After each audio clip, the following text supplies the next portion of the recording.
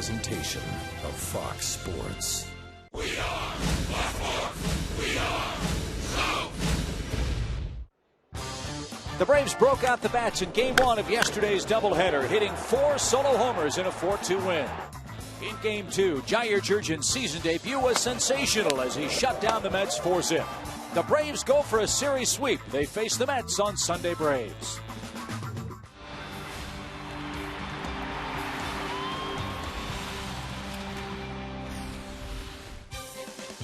A glorious Sunday afternoon in the heart of Dixie. We welcome you to Sunday Braves from Turner Field, where this afternoon the Braves try to sweep away the New York Mets and finish up this homestand with a winning record and a 500 mark overall before a big Western road trip. Sunday Braves on Fox Sports South is brought to you by your Greater Atlanta Hyundai dealers. We invite you to make it a Hyundai Sunday every week on Fox Sports South. Hi again, friends, with Joe Simpson and Tom Glavine. Chip Carey with you. Nothing better, fellas, than beating the New York Mets. And, Joe, great starting pitching led the way yesterday. Yeah, it started with Derek Lowe. He kind of established the whole afternoon, I thought, Chip, with the way he pitched. He held the Mets to 2 runs. Got in some trouble on occasion, but was able to get out of it and had 4 solo homers hit behind him to back him up. And then what a great season debut for Jair Jurgens. He was nothing but smiles in the clubhouse today. Big grin on his face.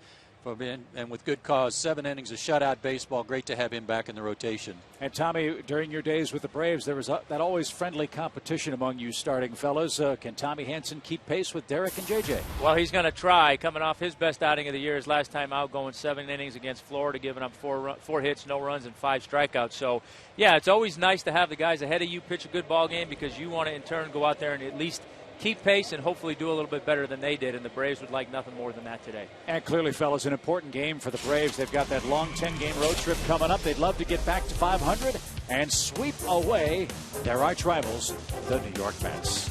Nice crowd on hand at the TED. We'll have our starting lineups and first pitch coming right up.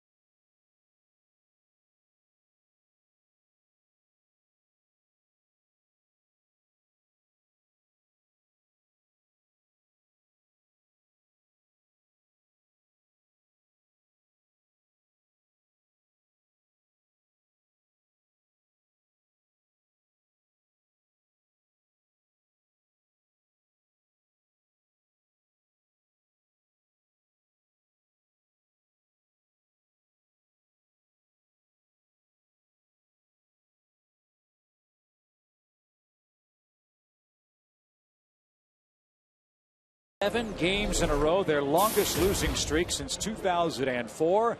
And it all starts at the top of the order. You control Jose Reyes. You've got a chance to shut down this New York offensive lineup.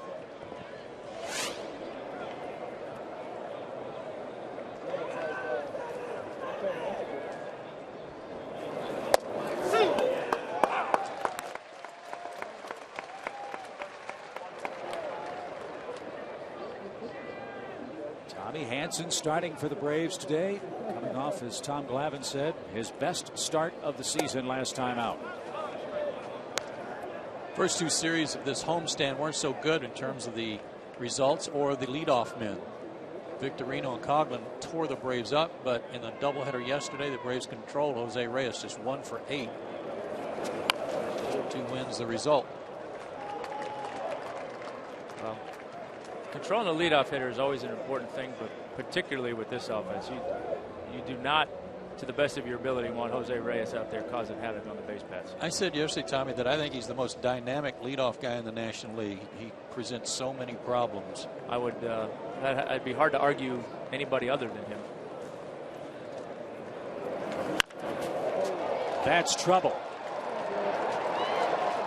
And it's high off the fence, and Reyes leads off with a double to right. And that's part of the reason why. It's not because he can bunt and get on and steal, but because he's got really good power left-handed. Top hand-wise, goes down and gets this one, and almost 1-0 on his first swing. Yeah, curveball that caught too much of the plate. And it's like we talked about in the Philadelphia series with Shane Victorino. What makes him difficult is that exact same thing. You can't just say, okay, here's our leadoff guy. He's a slap hitter. I'm going to work away and make him hit the ball on the ground or loop in a single. You try and go in on him and keep him honest. They can turn on the ball. And Jose, as good as Victorino is at that, Jose does it better. And Jose has more speed. So to me, I agree with you. There's not many leadoff guys in the game that cause more havoc. Now Josh Thole will try to move Reyes up, and he floats one over short. And here comes Reyes around third, and he will score without a throw. So 4 pitches into the game, New York has jumped in front.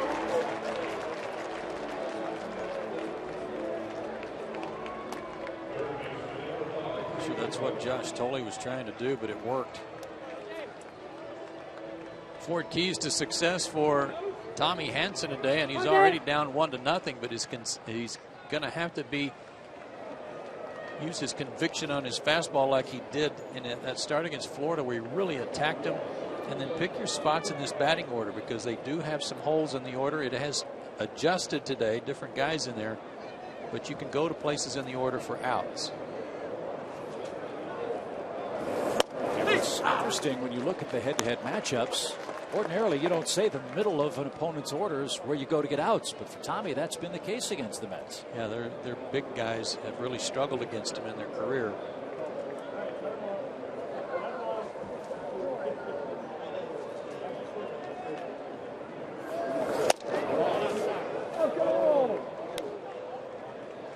Here's some guys that you may want to keep an eye on today. Hits or misses. Some guys to be careful with.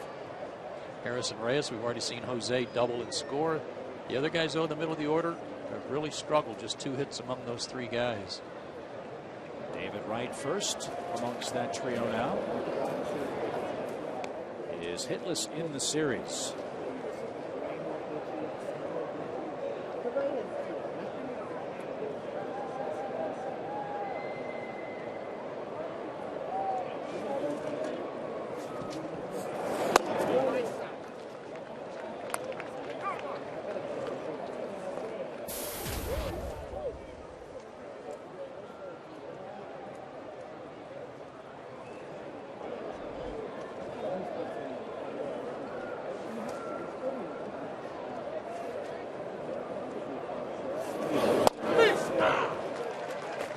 Breaking ball. Just to me, that start against Florida, it all revolved around his fastball. Everything worked off that. Well, when you're throwing 95, you better establish your fastball and work off of that. It's going to make everything else that much better. And that holds true for every pitcher, really.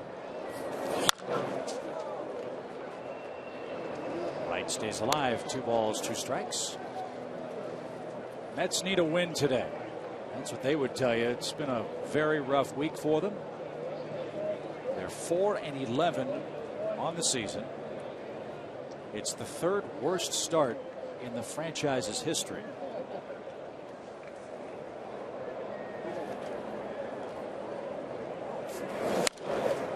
They're not pitching well, and they're making a lot of mistakes on the bases.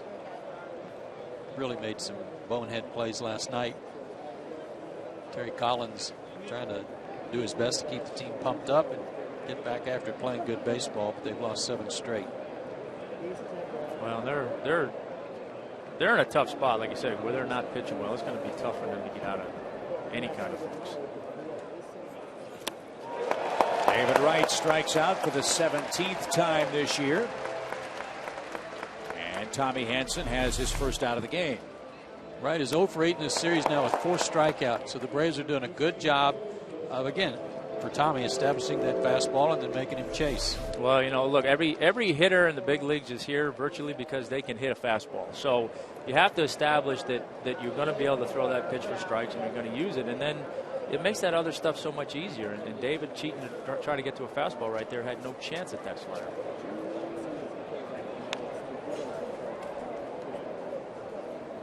So Carlos Beltran bats with Tolle at first and 1 out. 1-0 New York. We're in the first inning.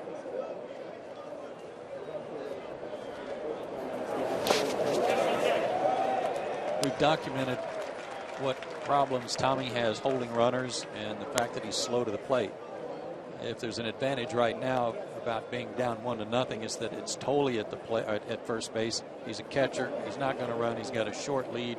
He can really focus on the middle of the order right now and try to get out of this.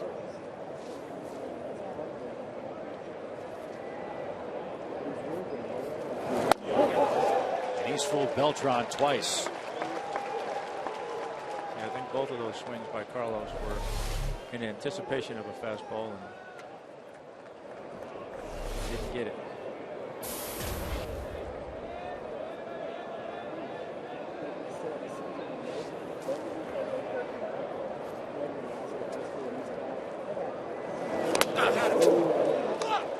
And Hanson hits him on an 0-2 count.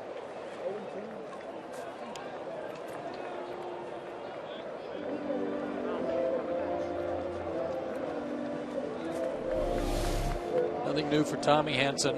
Hit a bunch of guys last year that got belching around on the back of the elbow.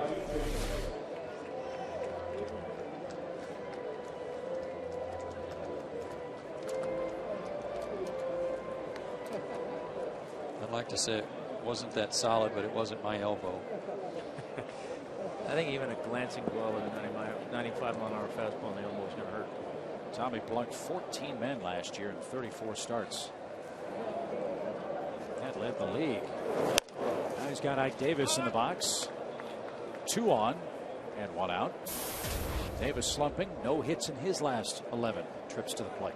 The Braves have been pretty good in these kinds of situations, getting the double play ball. So see if they can get another one here and get out of this inning.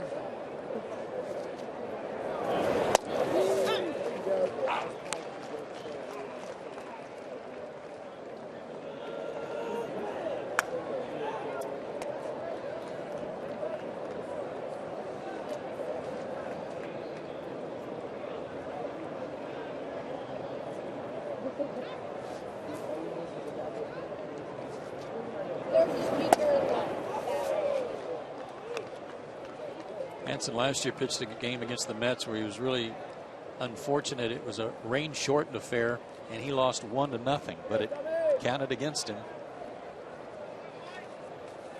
It's in April in New York.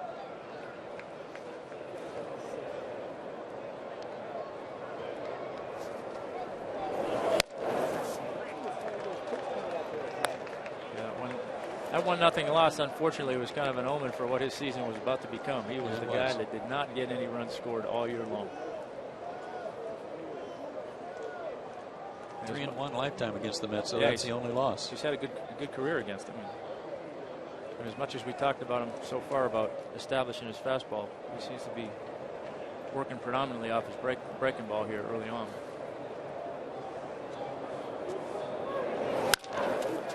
Base hit through the hole on the right side. Tolley around third. Green lighted. Hayward loads up. Throw. Close, but not in time.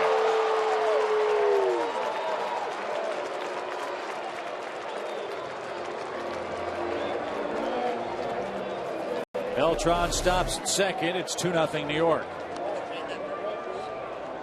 Not a bad pitch location-wise. Fastball out away from Davis, but he yanked it in the hole. And with the catcher running, I thought Hayward would have a play on him, and he did. It was close, but he just got under the tag.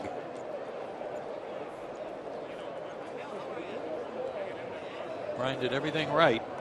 Totally just put a good slide on. Yeah, I think I agree with you, Joe. In terms of the fastball, the pitch, the location wasn't bad, but he missed his location. I think Brian was set up in. They were trying to get in on him, and he missed out on the outer third, maybe even the outside corner, and Davis was able to get it through the hole.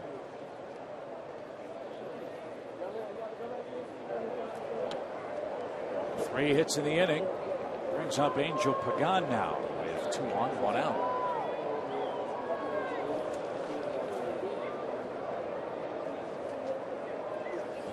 Pagan's been hitting in the second spot in the Mets order, but hasn't been doing much hitting, fellas. Only a 179 average.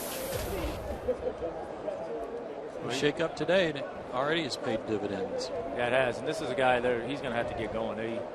They liked what he did for them last year, and he's certainly going to be a big part of their offensive success. So he's got to get it going.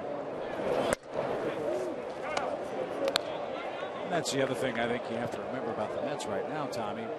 Paulino, Bay, Santana, and Chris Young are all hurt. Those are very important pieces for them. They are. They've got 2 big offensive pieces that are out, and then they've got 2 big pitching pieces that are out. So I mean, it's tough to get things going the way you want when you're missing those key pieces.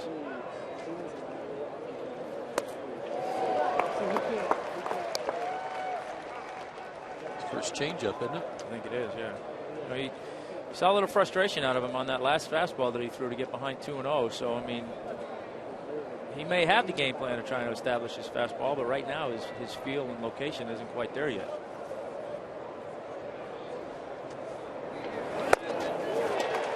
Along with that one, 2-2.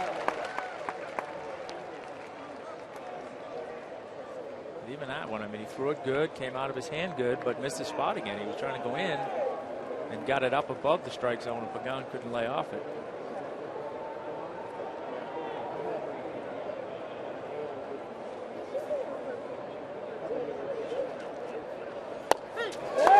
There's a paint job. Second strikeout.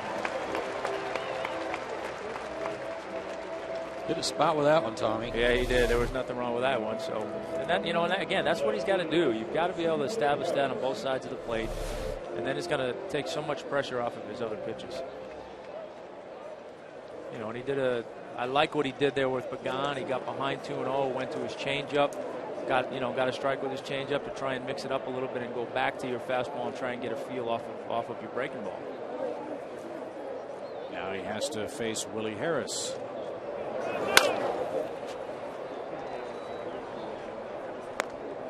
Yeah, and Willie was one of those guys on the good list that hit it pretty good, 4 for 9. Willie seems to have been a little bit of a thorn in the Braves side for whoever he's played with. He's just trying to get a little payback. Maybe. Revenge is a good motivator.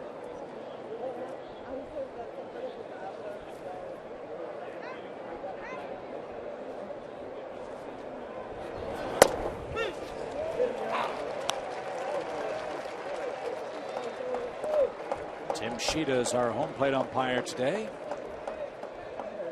One of the best in the business. This crew's had a good doubleheader. Hopefully they can wrap up the series in good form today.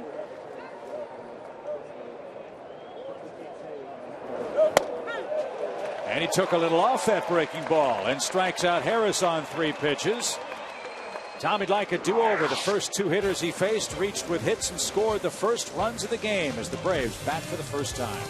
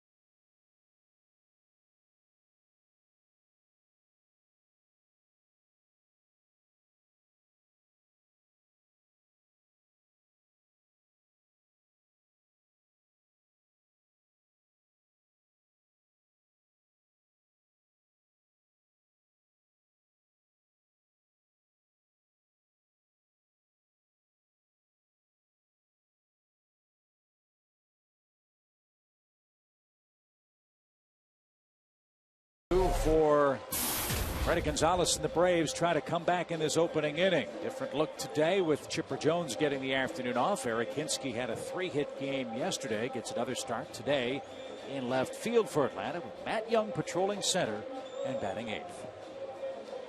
And on the mound, a young man just called up from AAA after Chris Young went on the disabled list.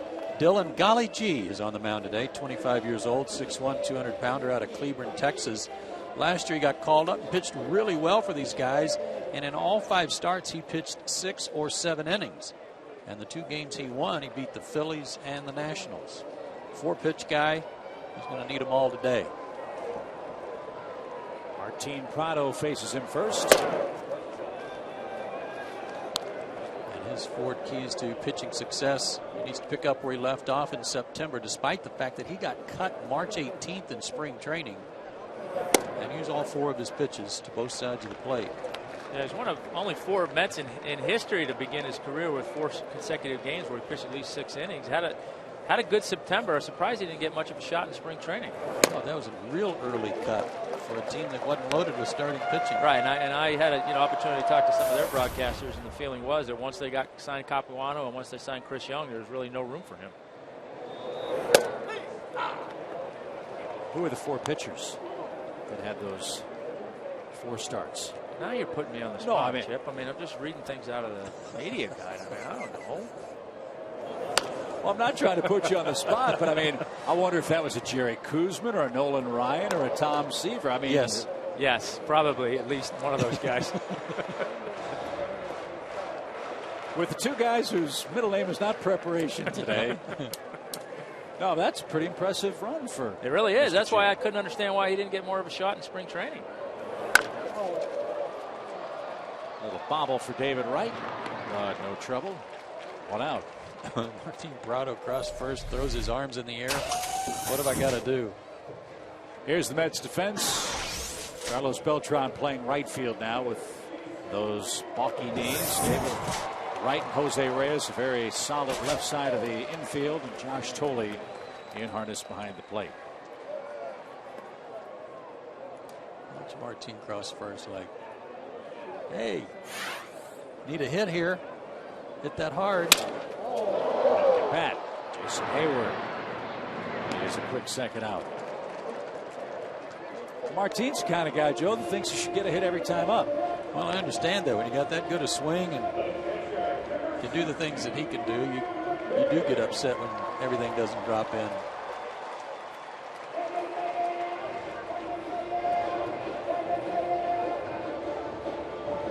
So 2 quick outs for G, and here's Brian McCann.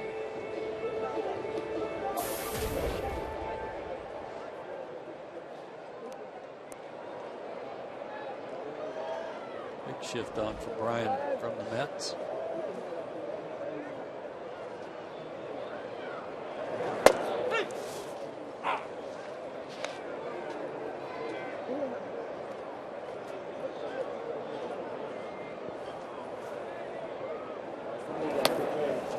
He is not a guy that got brought up just because he can sink and slide and hit corners. I mean, he led the International League in strikeouts last year.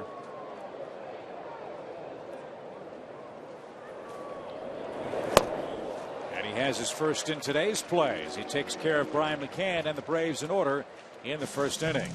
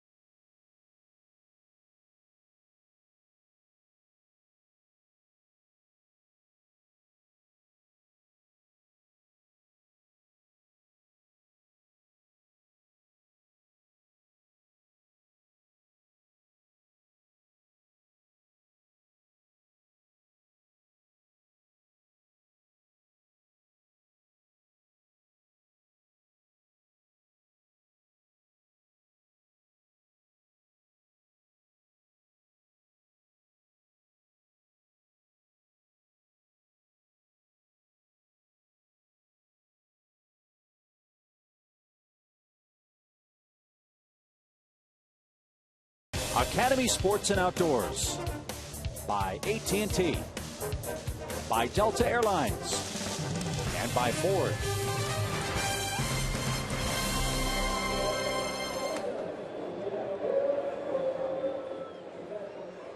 It's hardly warm enough to need a little icy lemonade, but that youngster doesn't mind. Beautiful breezy day in Georgia. Not a cloud in the sky. As Brad Amos bats for the first time today. He's the Mets' second baseman for the series wrap-up.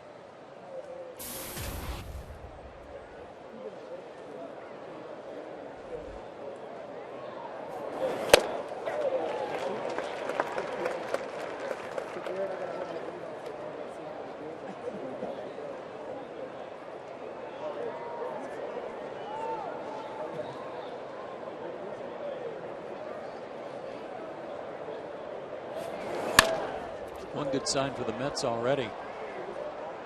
And one of the problems they've had so far this season is they would score and then not have a shutdown inning. They'd score 2 and give up 2. Well, G went out and had a 1-2-3 first, and they still have their 2-0 lead.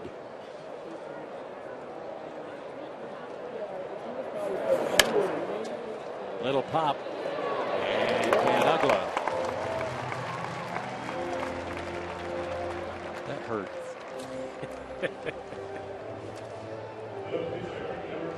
So one away for the pitcher G as we enjoy an energy saving tip from Georgia Power. Take our online energy audit at georgiapower.com and find ways to save. For more energy saving tips, visit georgiapower.com.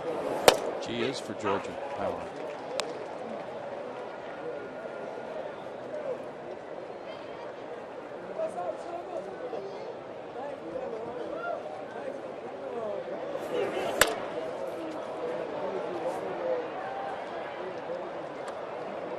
Two.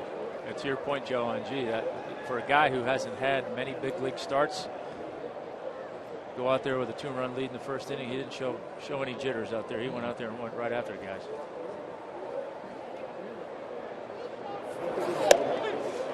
Tommy sits him down. He has struck out 4 men already today. And Reyes bats with the bases clear and 2 out. Yeah, you might draw some comparisons between G and, say, Brandon Beachy, a guy who doesn't have a lot of big league experience, but who, at least so far, showed us that he's not intimidated by his surroundings and uses all his pitches. Well, he doesn't throw as hard as Brandon.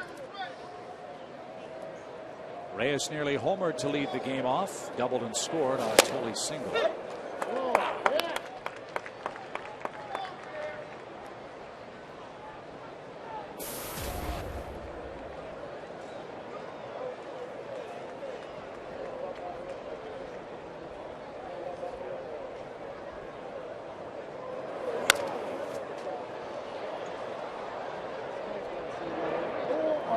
Searching, didn't have a play. It's in the Mets dugout, and Reyes quickly behind 0-2. He had his 13-game hit streak broken last night and didn't waste any time getting another one started today. No, he didn't.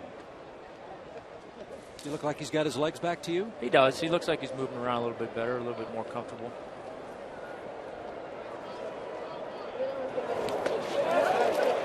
That one hit the plate. Reyes couldn't check his swing, and Tommy Hanson has a 1-2-3 frame. 2-0 New York. The masher from Menasha, Wisconsin, Eric Hinsky coming up for the Braves in the bottom of the second inning.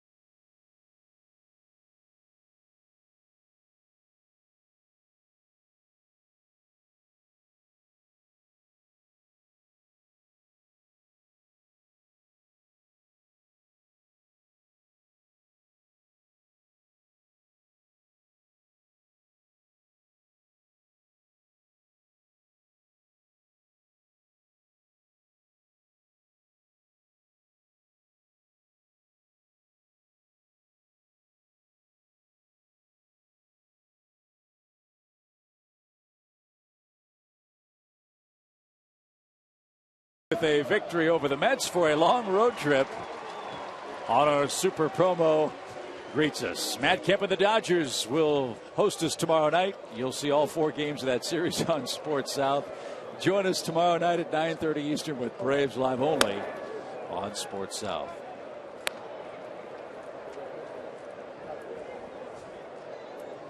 Hinsky and Freeman coming up in the second inning against Dylan G. Liner to right center. And Dan will have an extra base hit. Big turn. Head down. Bobble. Triple.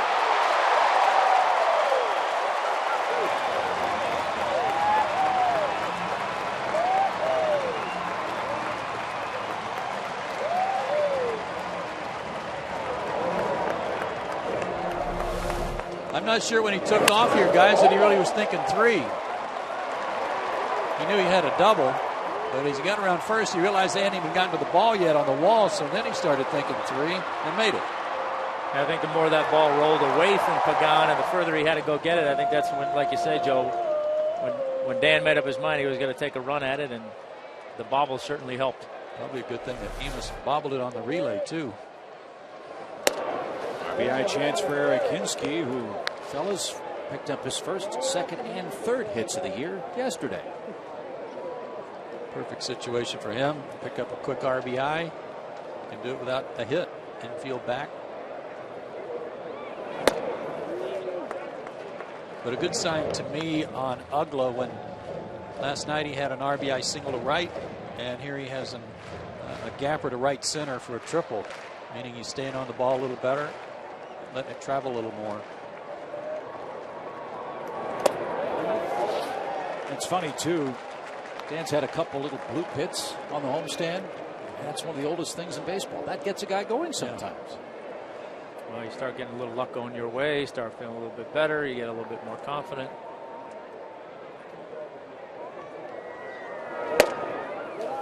Four-pitch walk.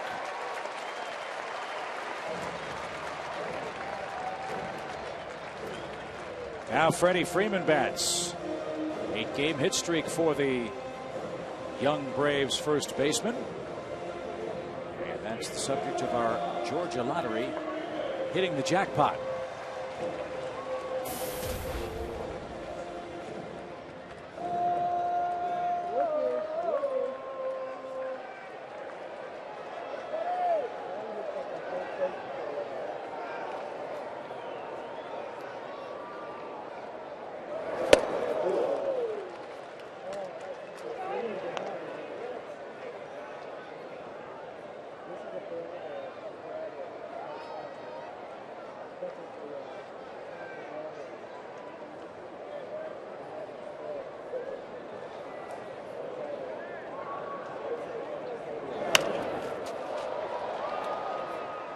Maybe the Mets have awakened a sleeping giant. I mean, you'd love to see this from any major league player, but when it's from a 21-year-old kid, you get brushed back and then you go deep. That's a wonderful thing. Yeah, I mean, you always want to see how young guys are going to react to getting pushed off the plate like that, and certainly you have to like Freddie's reaction. His first home run of the season.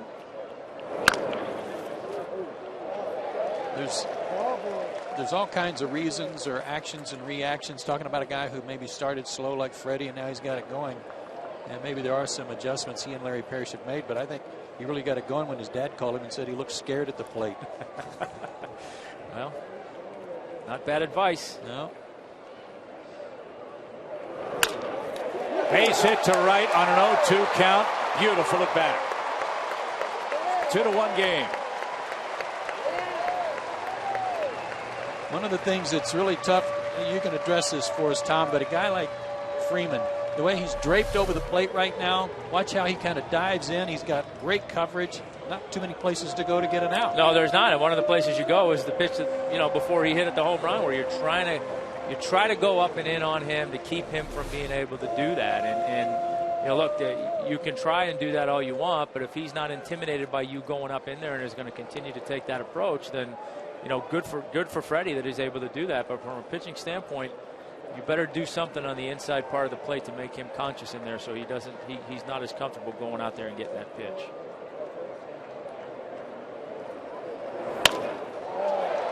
popped into right center. Long run, Pagan can't get there. He's going to fire to second. Throw, draws. Emus off the bag.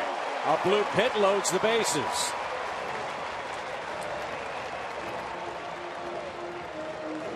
The Braves really tore the Mets up last night with some bloops for some base hits that drove in runs. This one is not an RBI, but it loads them up.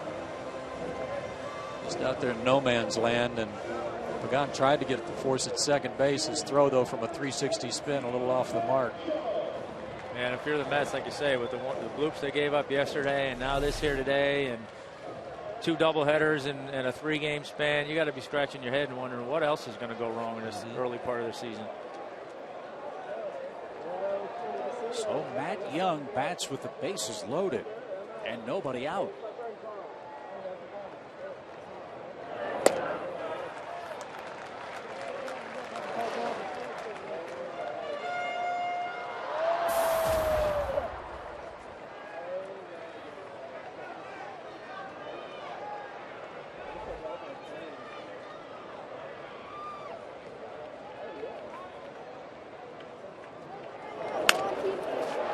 Little flare that Reyes will track down. An infield fly. And Tommy Hanson will bat with 1 out. Amazingly, fellas, that at bat by Matt Young was just the 7th of the year for the Braves with the bases loaded.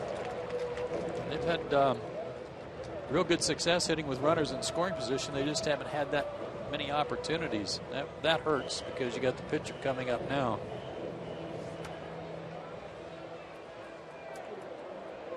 Maybe Tommy can help himself.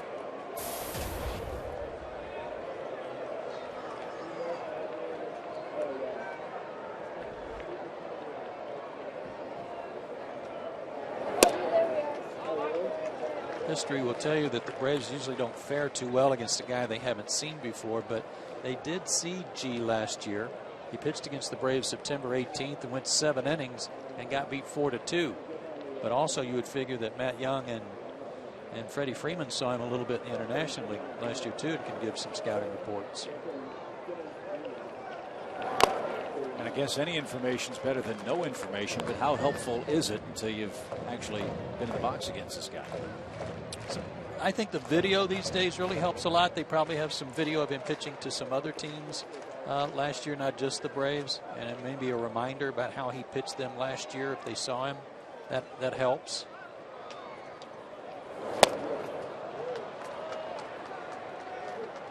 I just remember there were guys who might come up that maybe you'd seen before but you couldn't remember, and somebody tried to tell you, no, he throws sinker, slider, curveball, and then all of a sudden you see him on the mound and then you remember there's something distinctive about almost every guy's windup. Yeah, and you're like, oh yeah, I remember this guy. Yeah.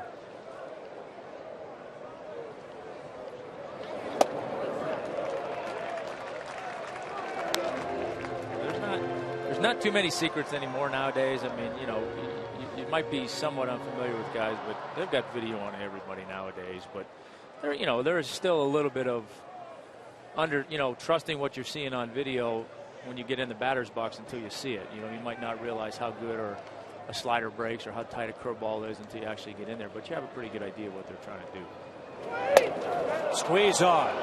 Hanson strikes out, and now Eric Hinsky will be tagged out.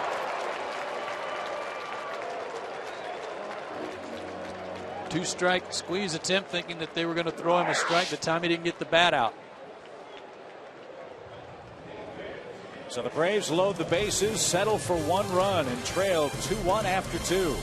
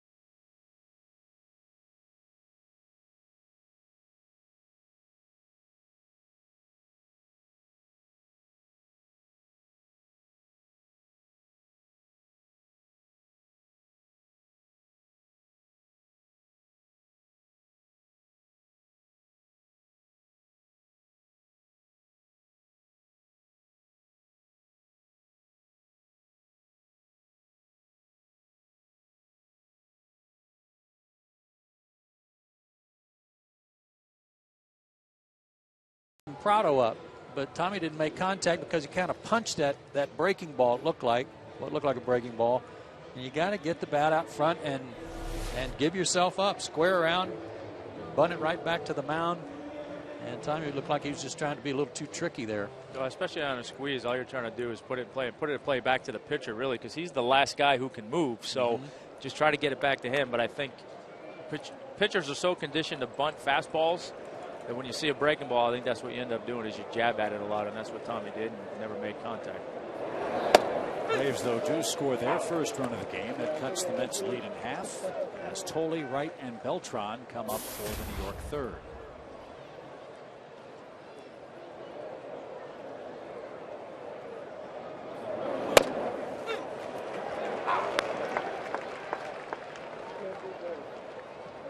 The unfortunate part is he already had a run in, had the bases loaded and nobody out, and then was unable to score after the first one.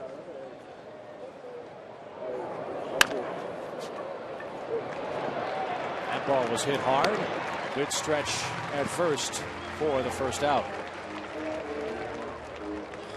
Did you hear about us last night on trivia? No, did you guys get it right? Got it. Crushed You it. did, even without me? Even without you. And without help, by the way. Oh, which is what hey, the truck I didn't said. get help on the second one. AT&T Uverse trivia question. David Wright and Jose Reyes, second and third runs scored in Mets history. Who's first in Mets history? About the first base coach. I'm going to guess Marv Throneberry. Stay with that. Write it.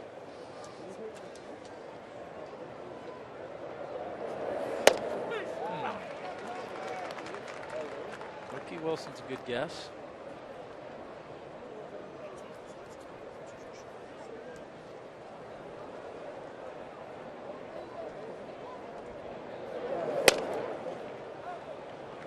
Darryl Strawberry. 19 of the last 21 tosses for Mr. Hansen have been strikes. That came after a mound meeting with Roger McDowell.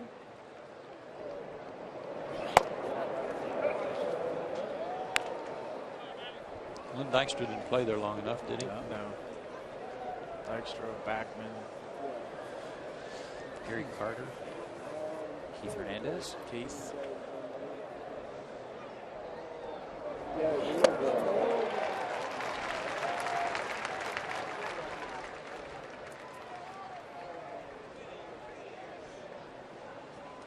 Bud Harrelson.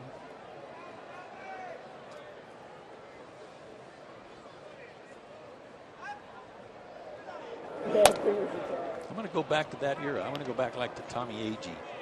Could be, yeah. I'm going to go with Tommy Agee, I think. Kind of torn between he and Ron Swoboda. The late 60s era Mets.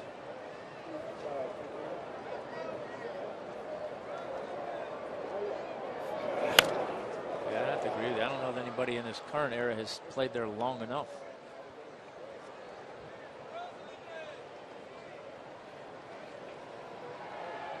Who was the leadoff man for those teams that had Piazza, Robin Ventura? Gosh, I don't even remember. I know Gilkey was there a little bit. I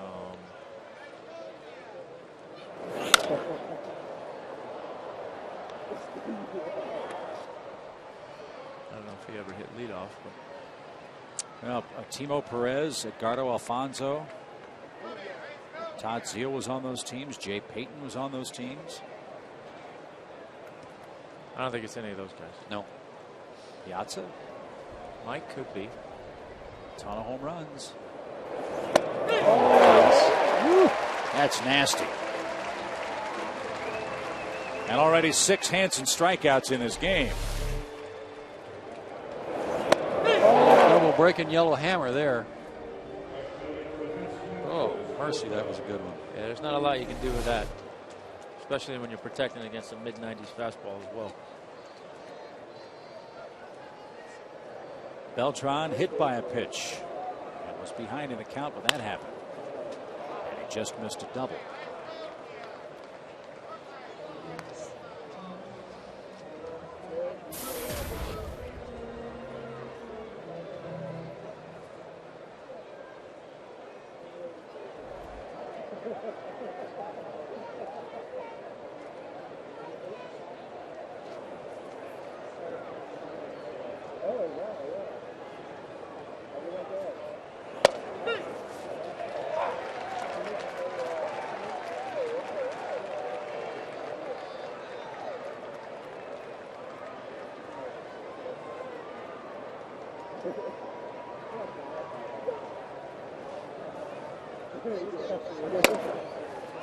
Can't put my finger on it just yet, but and you and I were talking about this between innings, Tommy, but Carlos Beltran doesn't appear to be the same guy. This knee injury's taken a lot out of him.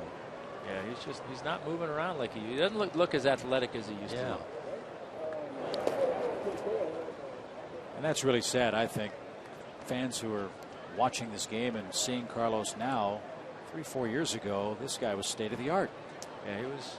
Well, when I was in New York and he came over there to play, I mean, he was as good as there was in the game. And, you know, one of those 5-tool players that could do it all.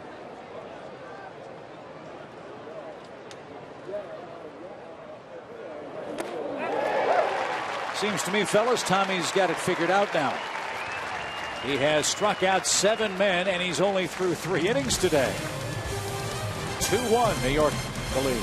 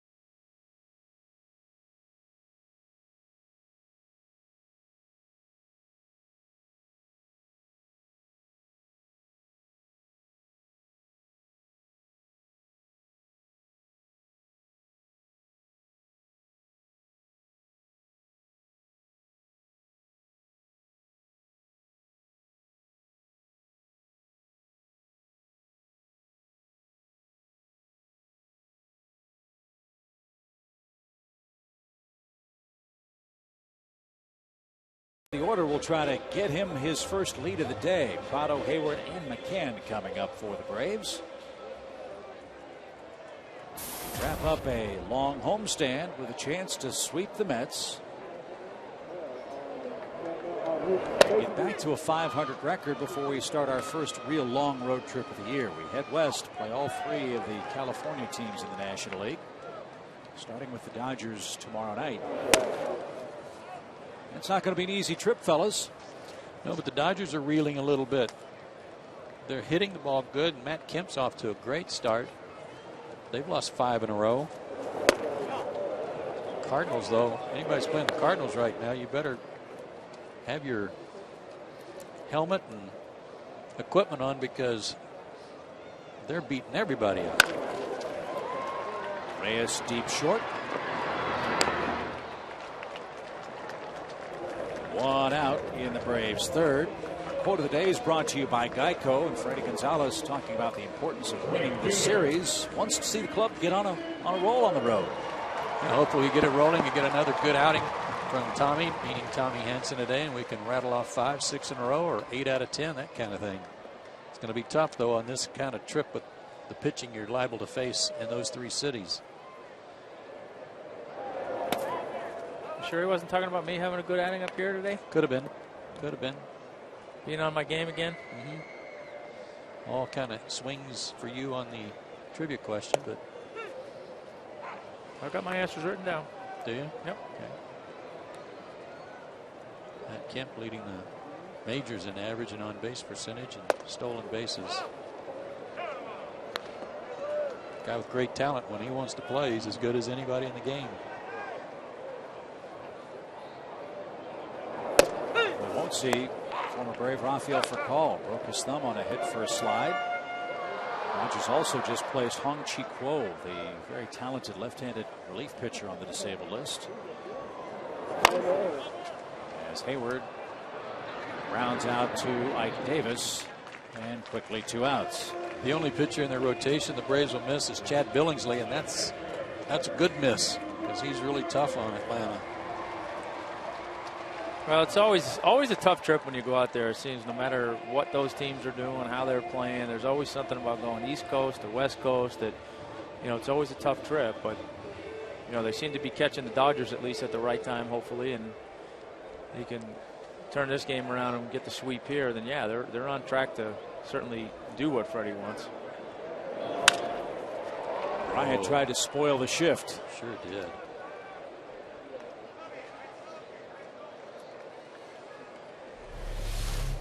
Love it. Fastball up, running away from him a little bit.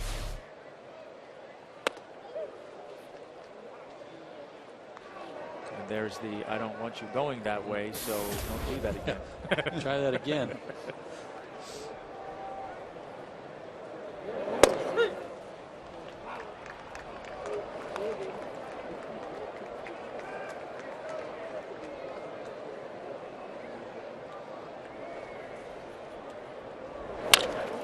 That'll spoil a shift. He hits it over everybody's head.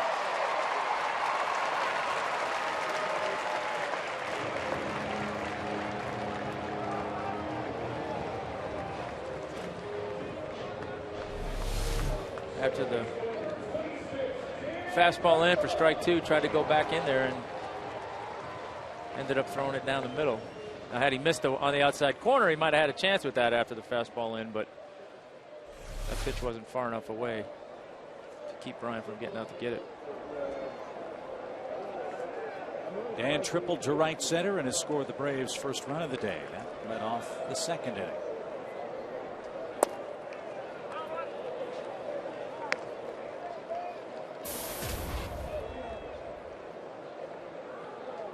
Don't worry about what this guy's hitting.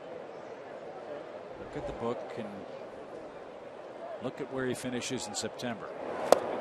He's always said, Tommy, April's not his favorite month. Well, watching the game yesterday, Freddie said the same thing. He's not worried about, what Dan's doing right now. But you know what? He's in a tough spot because new player, big contract. He's trying to prove his worth. The fans haven't seen that side of him really, so they don't know. So it's still tough to ignore all that. But I agree with you. I think he'll be fine. And it's ironic.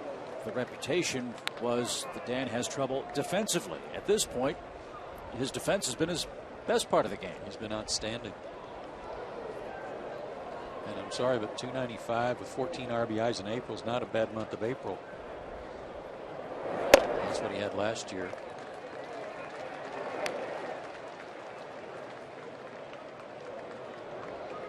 Good count here.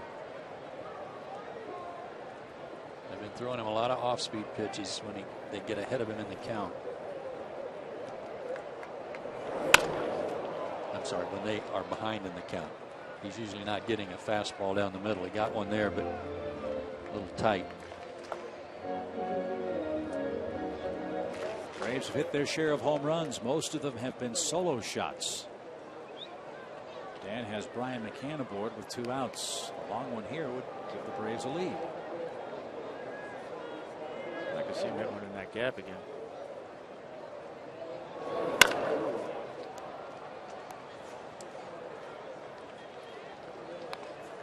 3-2 count. Mac moving. You put one in that gap again. You like their chances. Yeah, well, you know what the best part of that is? Getting to watch Brian run from first to home. Exactly.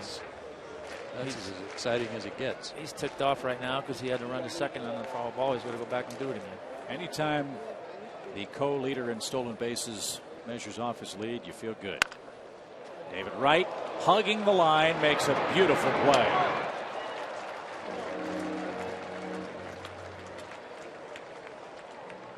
David Wright robs Dan Uggla, and Braves out of luck in the bottom of the third.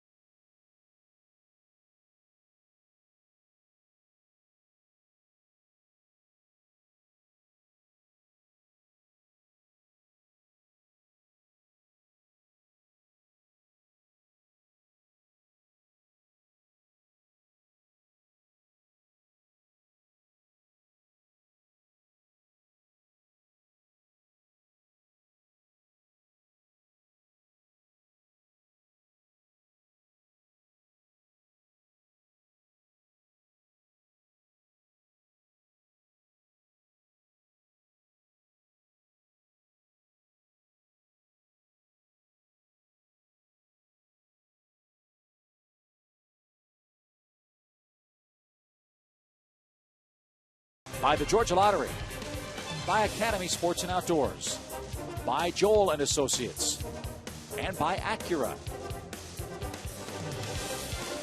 Well, after the first two hitters in this game, Tommy Hansen's been spectacular. He has struck out 7 men through 3 innings. 8 men in a row have been retired by Big Red. They're now in the 4th inning. He'll face Davis, Pagan, and Willie Harris. Let's see about that AT&T Ubers trivia question. Wright and Reyes, second and third most runs scored in the history of the New York Metropolitans. Who's numero uno? I'm going Tommy Agee. Well, I have written down Piazza or Strawberry. I'm going with Strawberry. I'll take Mike Piazza. Sorry. I'm proud to have you up here as a teammate. Thank you. What's our record now? Well, we're undefeated for like a week. I know that.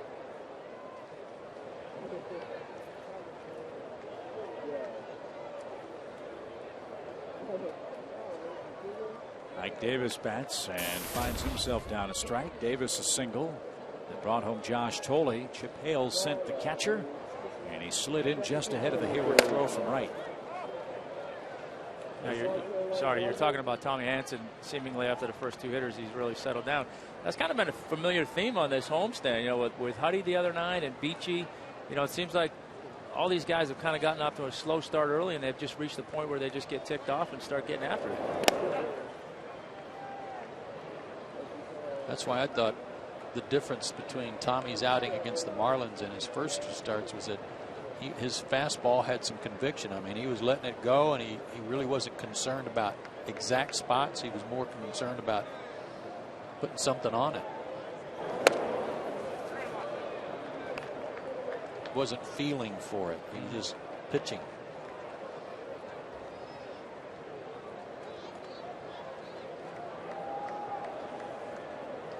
Dangerous count for Ike Davis now.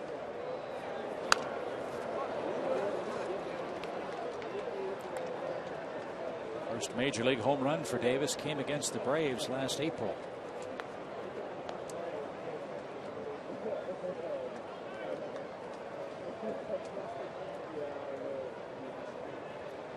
I think he hit that thing by the bridge, by the bullpens at Citi Field.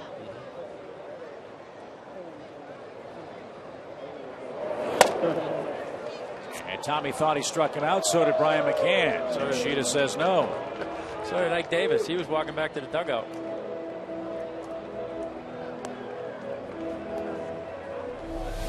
Box tracks provided by Sherwin-Williams Painting the Corners. And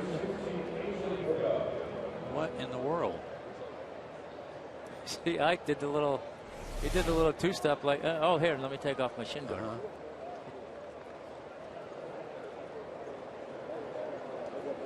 So Davis aboard to lead off the 4th. And Angel Pagan will hit for the Mets. He struck out looking in the first inning. And Tommy with 7 strikeouts, 11 is his high. Great chance of blowing past that today.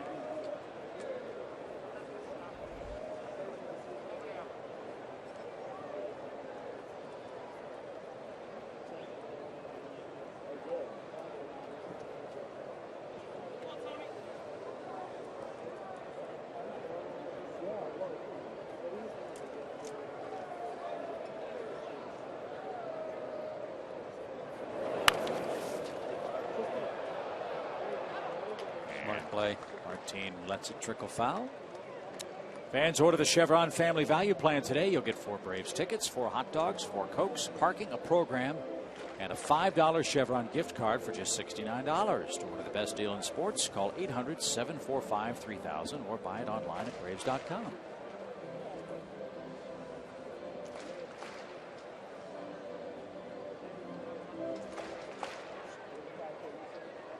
Good turnout today. Good crowd. Over 31,000 here yesterday for the doubleheader.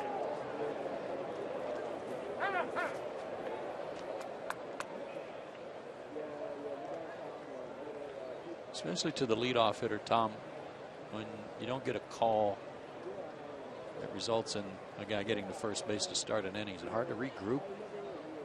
It is, you know, because you're sitting there thinking, all right, you put so much attention on that leadoff hitter every inning, and so as a pitcher, you go out there and you do what you want to do, and you think you've got him struck out, and you don't. Now you're dealing with the anger of not getting the pitch you wanted, and then the reality of now you got a guy on first, nobody out, instead of nobody on and one out, and obviously it's a whole different approach to the inning, but you got to try and get over it as quick as you can and move on and just try and make your next pitch.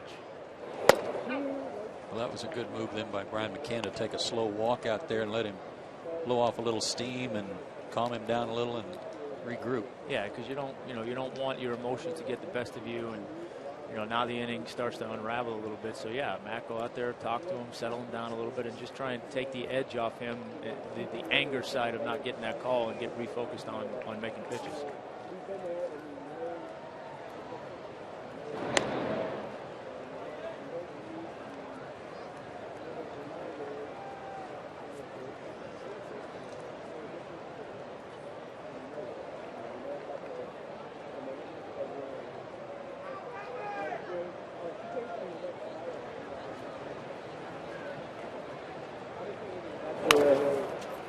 Otto at third. It's Pagan by a step. Davis had second on a sacrifice, and one out. Welcome you to Sunday Braves on Fox Sports South. It's brought to you by your Greater Atlanta Hyundai dealers. Joe Simpson, Tom Glavine, our entire crew with you from the ballpark as Willie Harris bats for the second time.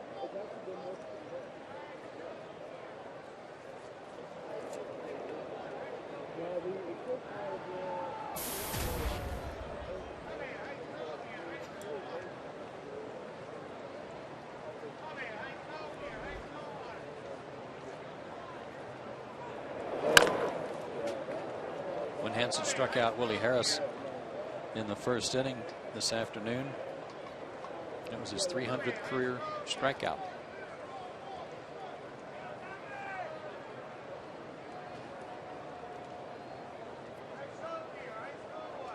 So two members of the 300 Club are at the ballpark today. There are 300 plus wins, 300 plus strikeouts now.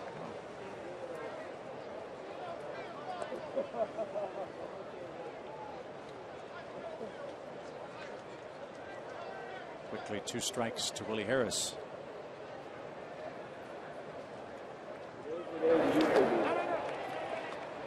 Oh my. Another check swing. This one, they say Harris doesn't swing. That's the kind of swing that we saw Beltran take, we saw Harris take. And Reyes too. Yeah, on that same 56-foot curveball. Good stop by McCann in the process too. Oh, he went. Good grief.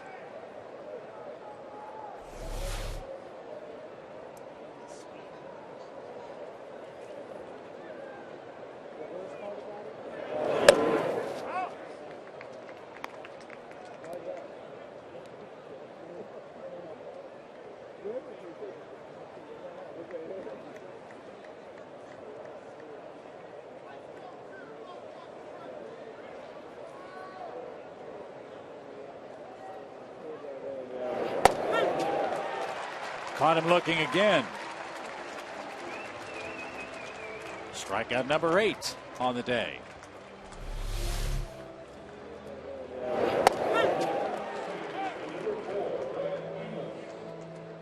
No argument from Willie. Big hard breaker. Hard to argue that one. It was pretty much middle. Braves a pitcher out Emus and take the chances with the pitcher.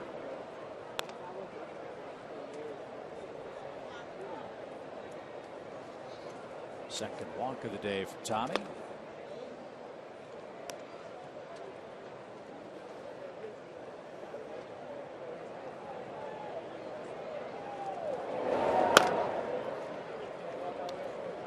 Now we're on the heels of this intentional walk. Let me take an opportunity to wish a friend of mine, Andrew Adams, out in Alpharetta, happy 10th birthday today.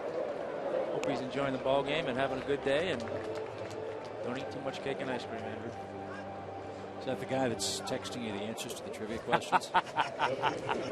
No, I don't think he knows too much about Mets history. Oh. There's got to be a media guide somewhere close by where Andrew is. Come on. Come on, what's the gift, Tommy? What are you giving the kid for the birthday for the answers? Let's go. I got him an iPad. There you go. Here's Dylan G. 2 on with 2 out.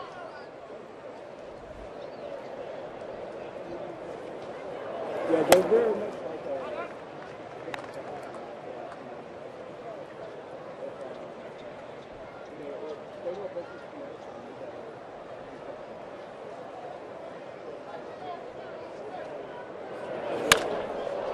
Pretty good swing. But Matt Young in center gathers it in. Nothing doing for New York in the 4th. Braves down 2-1.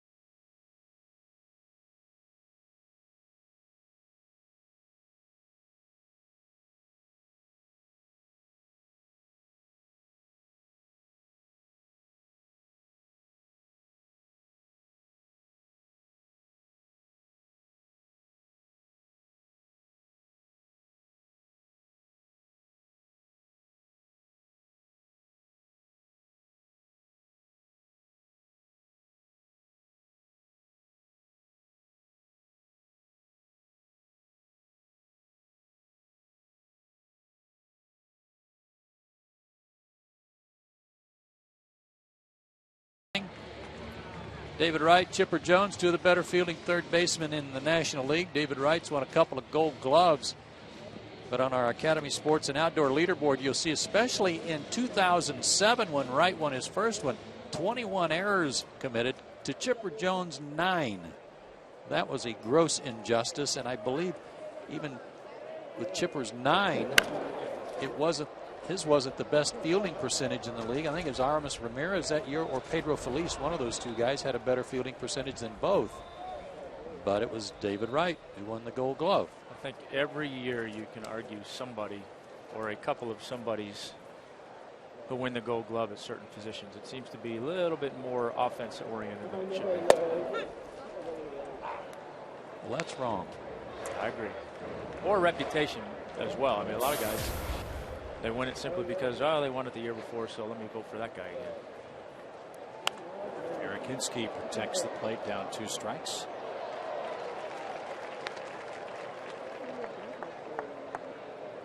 There's one guy who was happy with the rain out on Friday night. It's given him an opportunity to get a couple starts this weekend.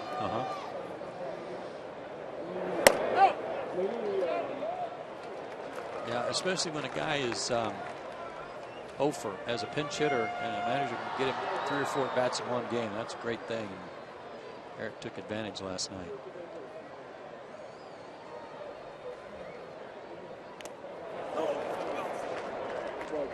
It was tipped and caught, and Eric Hinsky's down on strikes to lead off the Braves' 4th inning.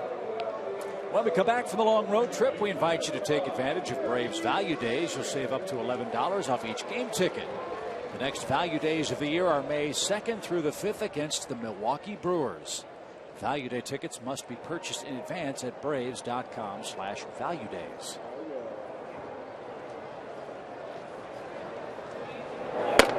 There'll be some offense coming in for that homestand.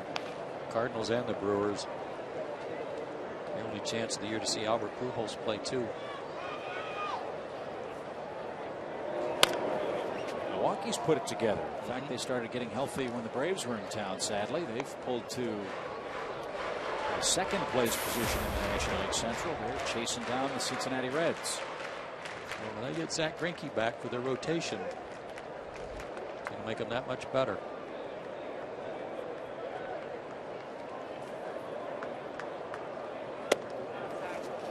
Didn't I see somewhere like a week or so ago that Tony La Russa walked out of a press conference because everybody was harping on the Cardinals' slow start and give me a break, it's early, and now they're killing everybody.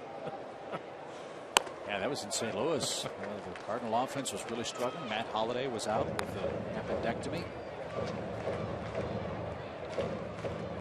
Nothing wrong with the Cardinals right now.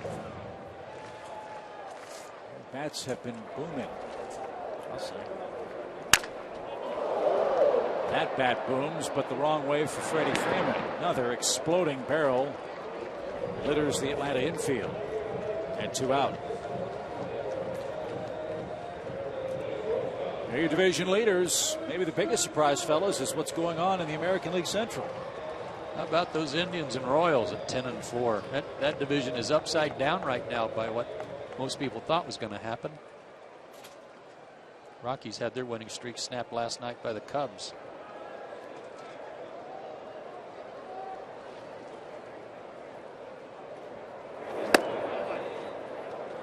So the Cardinals, the last 6 games, hit .386, 427 on base percentage, 646 slugging, 60 runs, 14 homers in 6 games. Pujols and Berkman. Pujols is hitting .393 with 3 homers, and Berkman's hitting .476 with 6 homers and 12 RBIs. That'll do it. Makes you glad you're in the booth these days, huh? Game's easy from up here, man. I was listening to their game on the radio driving home last night, and Clayton Kershaw was pitching for the Dodgers, and I think his pitch count was at 70 in the 4th inning because the Cardinals had fouled off like 21 pitches. Little pop to Pagan in center. And Dylan G's having himself a nice day in the capital city of Georgia. Beautiful day in Atlanta in all respects, but the score through 4.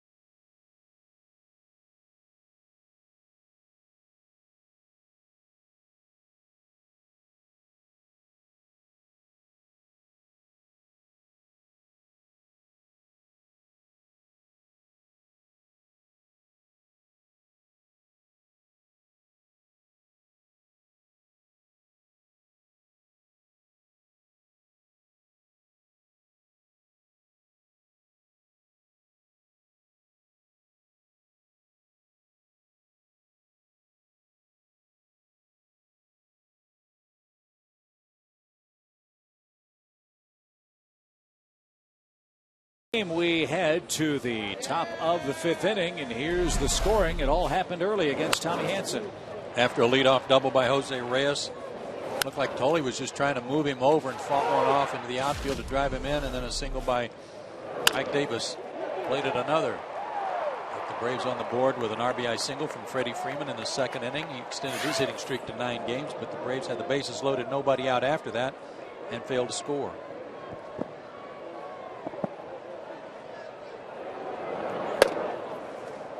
Tommy's thrown 75 pitches now, 47 strikes, 28 balls. 8 strikeouts, 2 walks.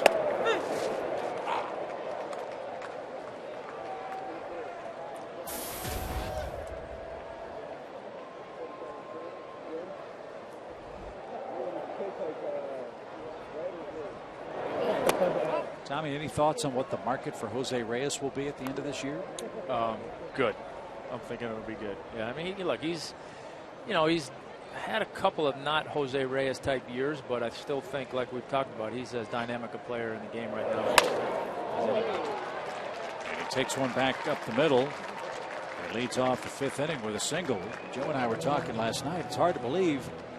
As long as Jose Reyes has been around, he's only 27 years old. Well, yeah, I mean, he came up, I don't know, 19 or 20 years old, and a lot of hype around him, and for the most part, he's lived up to it. I mean, he's had a couple of down years with with leg injuries and things of that nature, and obviously for a guy like him, where speed is such a part of his game, you take his legs away, and and it makes for tough going. But he seems to be a lot healthier this year. Seems to be moving around better, and we'll see. I mean, he's a guy that a lot of teams would like to have. And he nearly got picked off. That was close. It was a bad throw, but the bad throw almost got it done.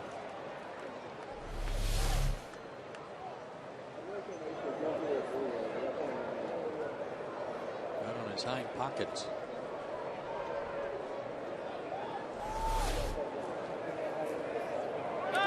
He's running. Can's throw was on the money, but Reyes has his 6th steal of the year in as many tries. Brian had no shot. No shot at all. Reyes went on his first move, and Tommy, as we've said, is deliberate to the plate.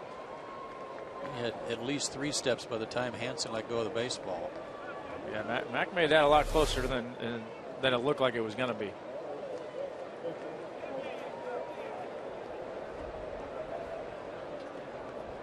One ball, no strikes.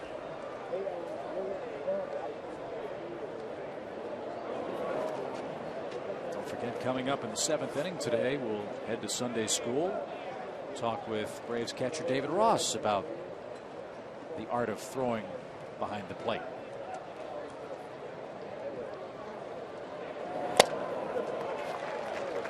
Well, we got a chance to see that the other night. Those of you that are watching, stay tuned. Especially if you have any kids that are playing ball or catching, or some of you Little League coaches out there. That was a very good piece. Very interesting stuff. David's good at explaining it, too.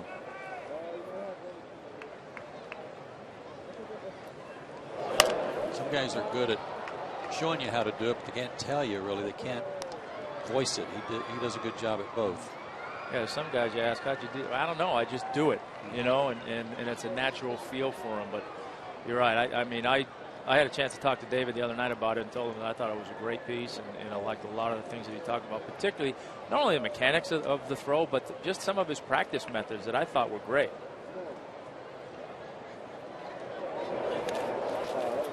Stopped by Brian. I think it's safe to say that the good defensive work that David Ross has turned in over the course of his career has rubbed off on that guy.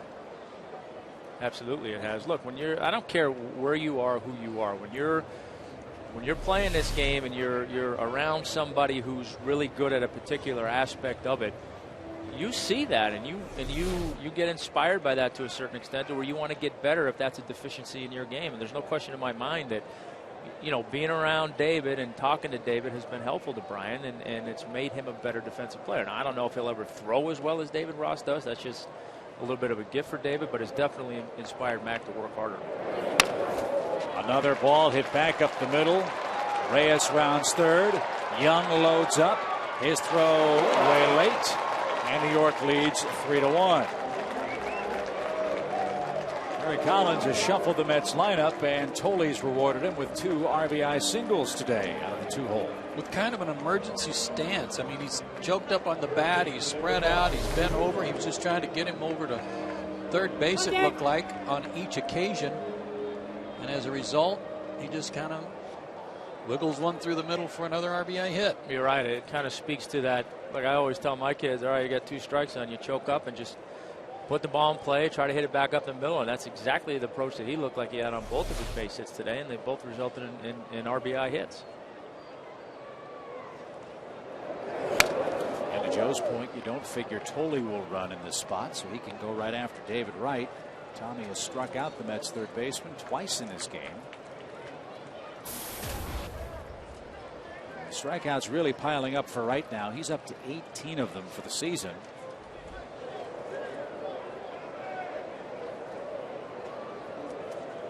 It's 61 at bats. He swings it. He doesn't go up there trying to work counts, trying to get into a good hitter's count. If he sees it, he likes it, he's hacking. Doesn't matter where it is. Has great power to the opposite field.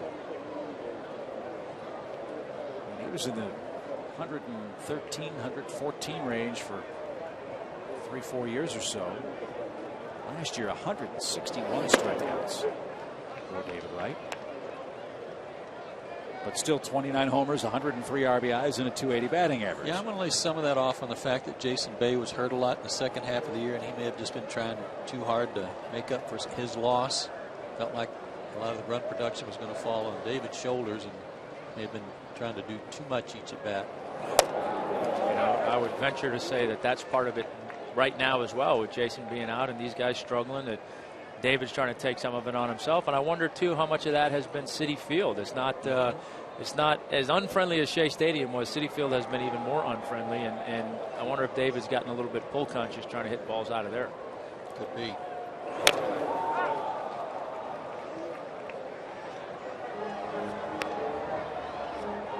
I mean, to me, he's not a whole lot unlike Dan Uggla. I mean, he's not that much taller than Dan Uggla. They're built similarly.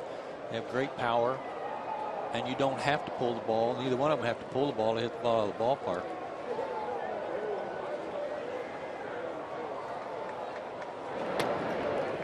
I'd take him on my team any day of the week. Good player, super teammate, super guy in the community. Just he's the total package. Should have seen him before the game. I've never seen a player do this. He was standing in front of the railing while the Mets were taking batting practice before his turn came up. And it was before the stands were full, and there were probably 4 or 5 kids standing against the back of the Mets dugout. And he had one baseball, and he would just go down the row with each of those kids who had a glove, and he was playing catch with them. They were throwing it to him on the field, and he'd throw it back to him. And then he'd just go down the row and go back again. And they were having the time of their life playing catch with David Wright.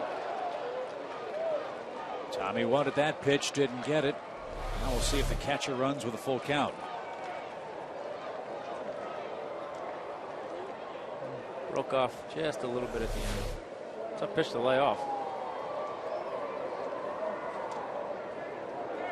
Runner goes. Swing and a tip. The throw is in time. A strike him out, throw him out, double play.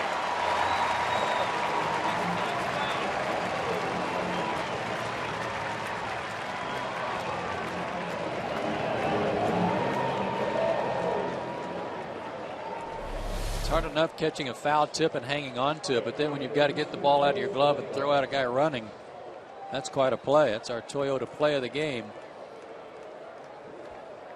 And it's Brian McCann who does the nifty footwork and release.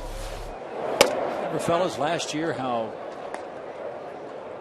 so many of Brian's throws tailed to the first base side of the second base bag. He's thrown 2 right at the pillow today.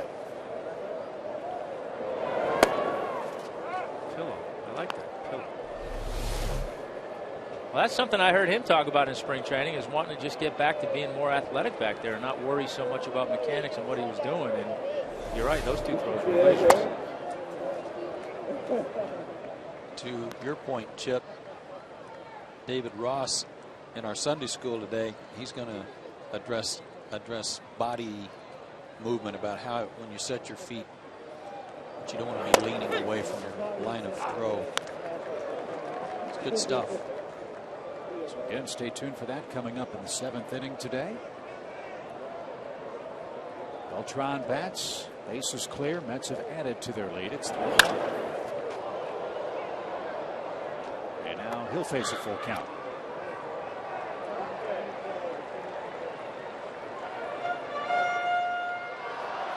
Told you at the start of the broadcast, you control Reyes, you've got a chance to control the Mets.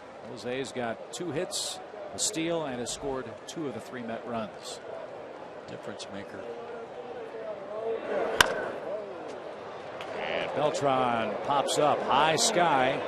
Oglen Gonzalez, Alex takes over, and that retires the side. He had a better angle. They were talking about it, but Alex had a better angle. Didn't have to fight the sun as much.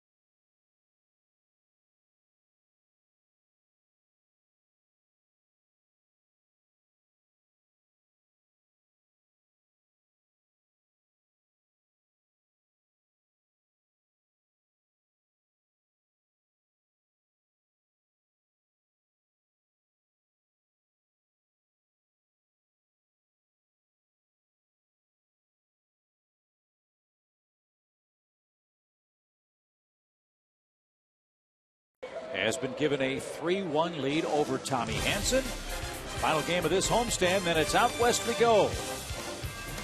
Joe Hollywood Simpson and I will be at Dodger Stadium tomorrow night for the first of a 4-game series. Tim Hudson versus Ted Lilly at 10:10 Eastern time. Then 3 games with the Giants, 3 with the Padres before we're back home against the Cardinals. There's some late night baseball for you fans. Hope you'll stay up with us. I'll try to prop Chip up. He'll cattle prod me to keep me awake in that first game in L.A. As I said for years, Joe Simpson, the strongest shoulders. Major League Baseball broadcasting. There's a pretty good chance I will be asleep. Maybe not for the start of it. Oh, we'll text you. Or have your phone off. Exactly. Text me the trivia question so I can get it for you guys. You got your bathing suits and suntan lotion packed? Got it ready. No way.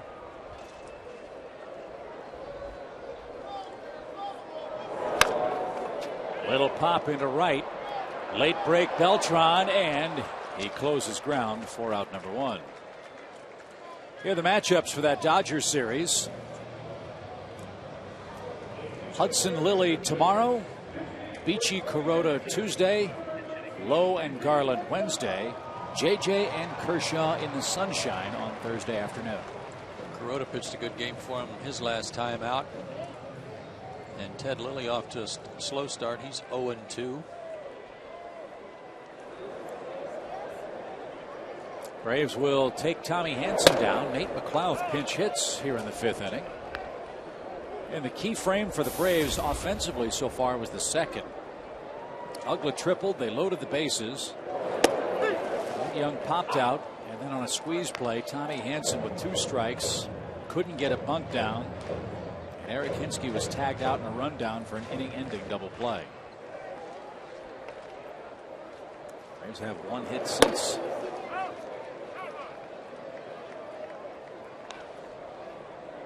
He's throwing a pretty good ball game. He's, moved the ball around, not overpowering, but tries to change speeds and change locations. And for the most part, he's done a pretty good job of doing that. Just looking at Tommy Hansen's line, it's so odd.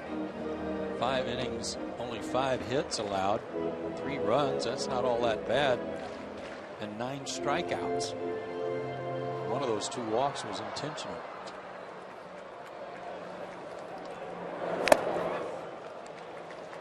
Seven pitches.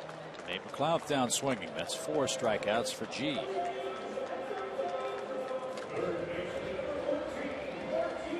Tickets on sale now for Willie Nelson's Country Throwdown. That's Sunday, June 12th at Coolray Field. Country superstars Willie Nelson, Jamie Johnson, Brantley Gilbert, Randy Houser, Lee Bruce, and more will be performing. Tickets, visit GwinnettBraves.com. Going back, going over the game, it's like we talked about in the opener. Has been the story all year long. The leadoff hitters have really been the guys that have dictated the flow today for the Mets with Reyes. Both times he led off innings and got on base, they scored runs.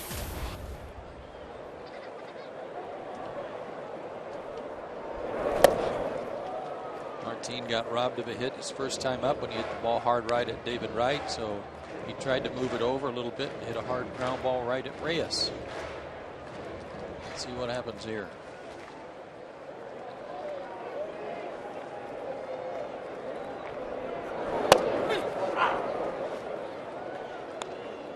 Guy has used all his pitches today. And that was a good changeup.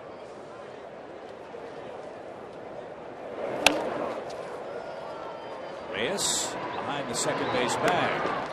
It's 3 up, 3 down for the Braves in the 5th inning. Dylan G is set down 7 straight and leads as we go to the 6th.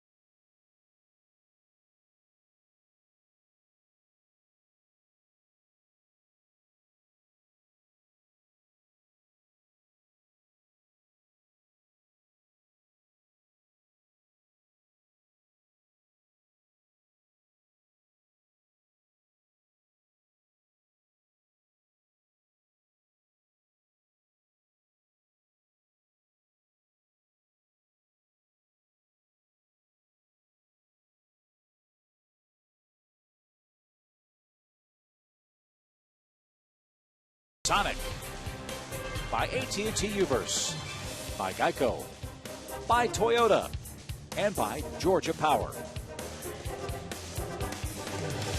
3-1 New York, the lead as we head to the top of the 6th inning. Tommy Hansen's day, as we told you, is done. Freddie Gonzalez makes his AT&T call to the bullpen and calls on left-hander George Sherrill. George Sherrill pitched last night and had by far his best inning so far of the year. 3 up and 3 down inning. He struck out 2, and they were both left-handed hitters, Ike Davis and Willie Harris. I had a scout tell me tonight, or this afternoon rather, that he thought it was the best George Sherrill had pitched in 3 years. Really? And that he noticed a difference in his alignment, maybe that had come from Roger McDowell, that helped him line himself up a little straighter to home plate than he had been in the past, where he was really closed when he came set. We're going to face Ike Davis, Angel Pagan, and Willie Harris. For New York, bottom portion of their order. Can't afford to give these guys any more. Down 3-1. He's trying to sweep them out of town. Have some comeback work to do.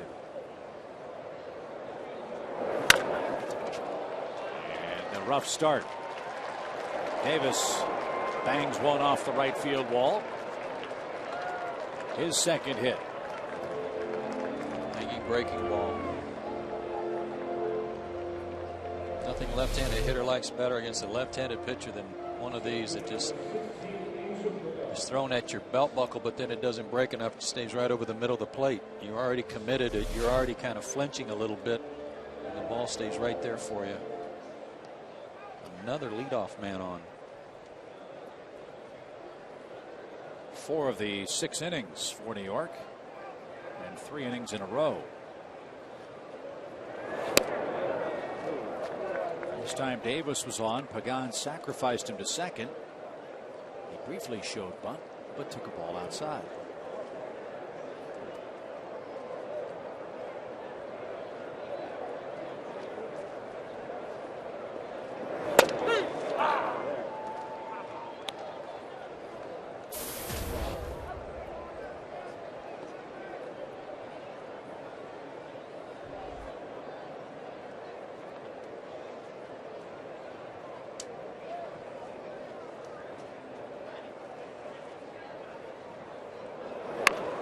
That's popped in the air.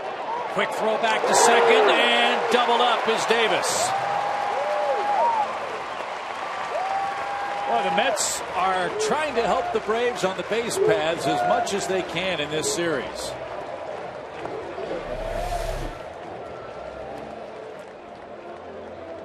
I'm not sure exactly where Ike Davis thought he was going. It's a hard thing for a base runner if it's popped up like right in between home plate and the mound. You're not sure if it's going to drop or not. You want to advance, but that one was high enough. He had to figure somebody was going to be under it. Yeah, and that one you talk about, Joe, is particularly tough when it's a first and second situation and you got to go there with the base open behind him and he doesn't have to go anywhere. I agree. I'm not sure what read he had on that ball. Either that or he just didn't think he was up as far as he was. Yeah, and that can happen. You don't realize you bounced off that far. Now Sherrill. 2 quick strikes to Willie Harris with the bases empty and 2 out.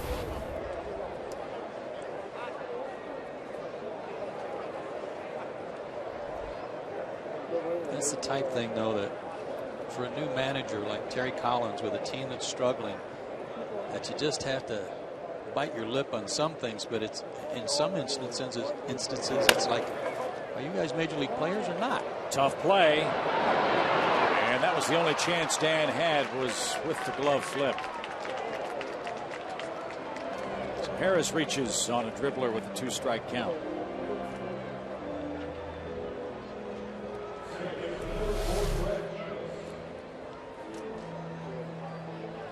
Could not have bunted it any better.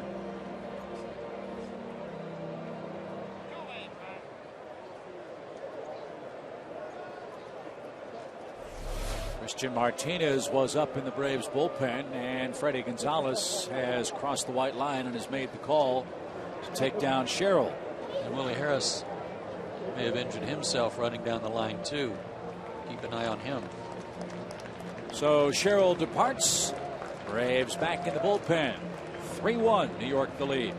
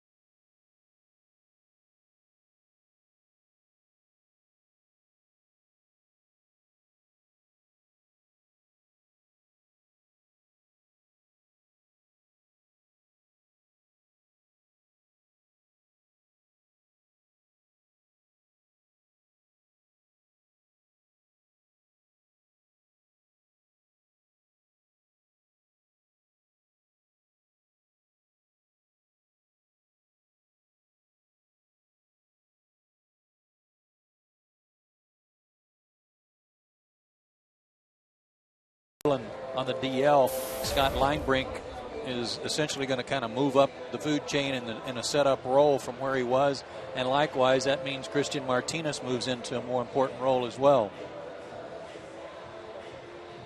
And he's pitched well, as the numbers show you. Had a good outing his last time out against Florida, 2 innings, gave up a hit, walk and a strikeout. But you're right. I mean, even with one guy out there, it shifts everybody a little bit and put them in a little bit more important roles.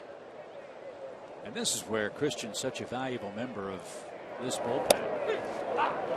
Obviously faced one hitter, but he can go 3 innings if he has to. On the day where Tommy Hanson went 5, that would be really nice. Yeah, you don't want to have to burn 2 or 3 guys in the middle innings here if you don't have to.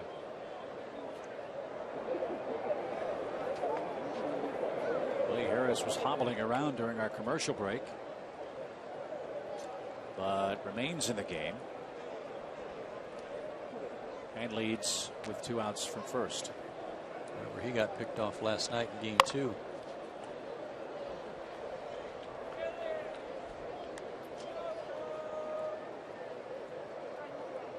Yeah, something's not right with Willie. I'm not sure what it is.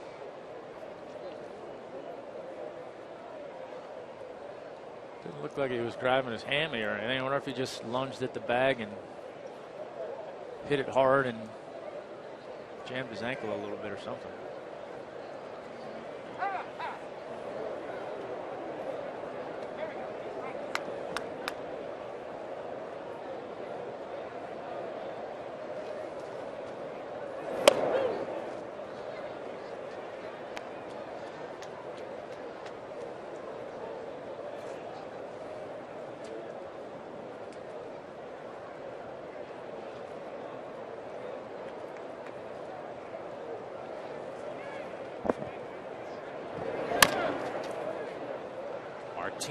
Goes the short way, and that retires the side in the Mets' 6th. That youngster knows about the tomahawk chop. Let's see if she can get the Braves bats going in the 6th inning.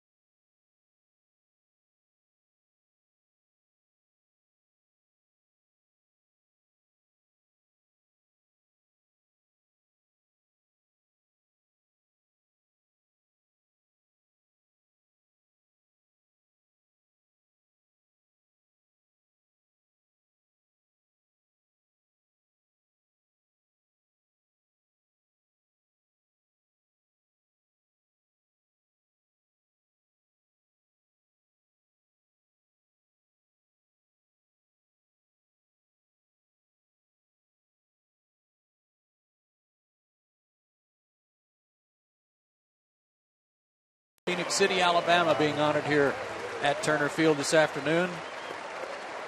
Standing ovation, well deserved.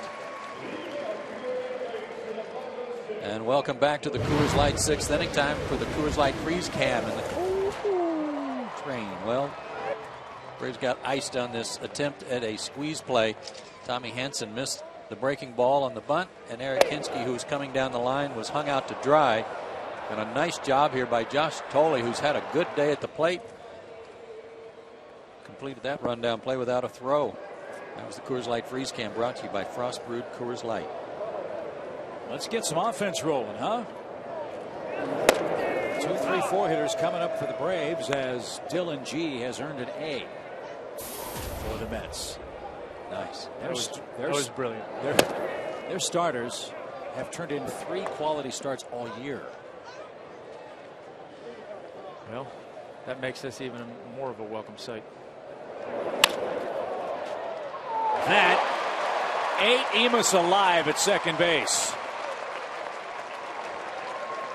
And G will go to the stretch for the first time since the 3rd inning. That was a huge break for Atlanta, obviously on the bad hop. But watch what Jason tries to do here. They've been pitching him inside. He's probably thinking inside. And here's a pitch that's out away from him. And he tries to pull it. He hit it off the end of the bat a little bit, even though he hit it hard. But again, look at the location. He went out around that ball, really anticipating another pitch inside. And he was lucky to have his face left. And Jason gets a hit. McCann represents the tying run.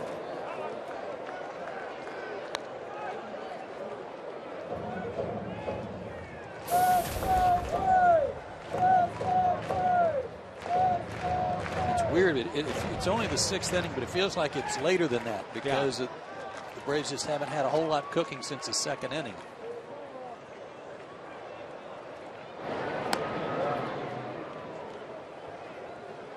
This guy's pitched himself a good ball game, and going back to what we talked about early on, Tommy, about him getting cut March 18th, they're going to have to rethink that.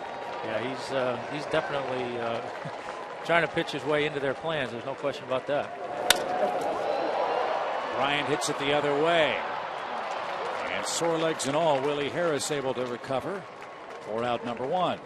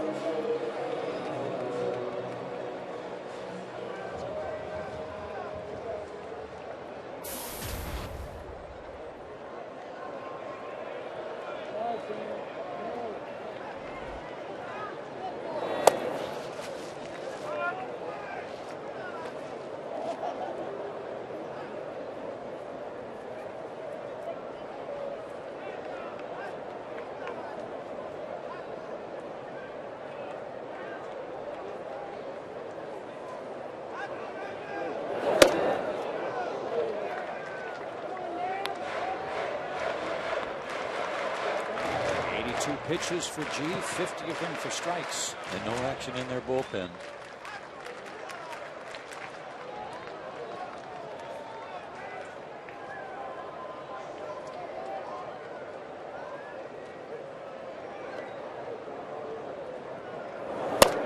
The pitching staff coming into this ball game next to last in ERA, last in runs allowed, next to last in home runs allowed, last in walks. And then they have this kid come up from AAA, and he's pitching a good ball game for him, really giving their rotation a shot in the arm. Into center. He must have something on his fastball. He's jammed a lot of guys today, broken bats and all. Yeah, for a guy that's throwing 88 to 90, 91, he's gotten in the kitchen a lot. Late movement on that.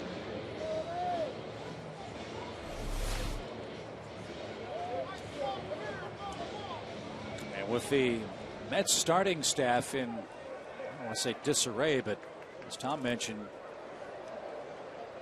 2 doubleheaders in the span of 3 or 4 days.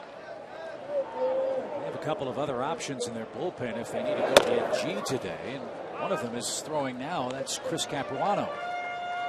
Both he and R.A. Dickey are on tap to start coming up for New York. And rather than throw a bullpen, Tommy, they said they might use one or both of those guys if need be in this game. Always leery of that, because you can, I know it's your throw day and all that stuff, but man, I'll tell you what, it's a lot different when you're throwing a bullpen session than when you're out there just for an inning, trying to get your quote unquote work in that way, because you don't factor in anywhere near the intensity when you're throwing a bullpen session. 2-0 count to Hinsky. You think with a guy like Capuano, who's been hurt for the better part of the last year and a half, that you'd be real careful with that. And they have a day off tomorrow. Maybe that's part of their thinking too.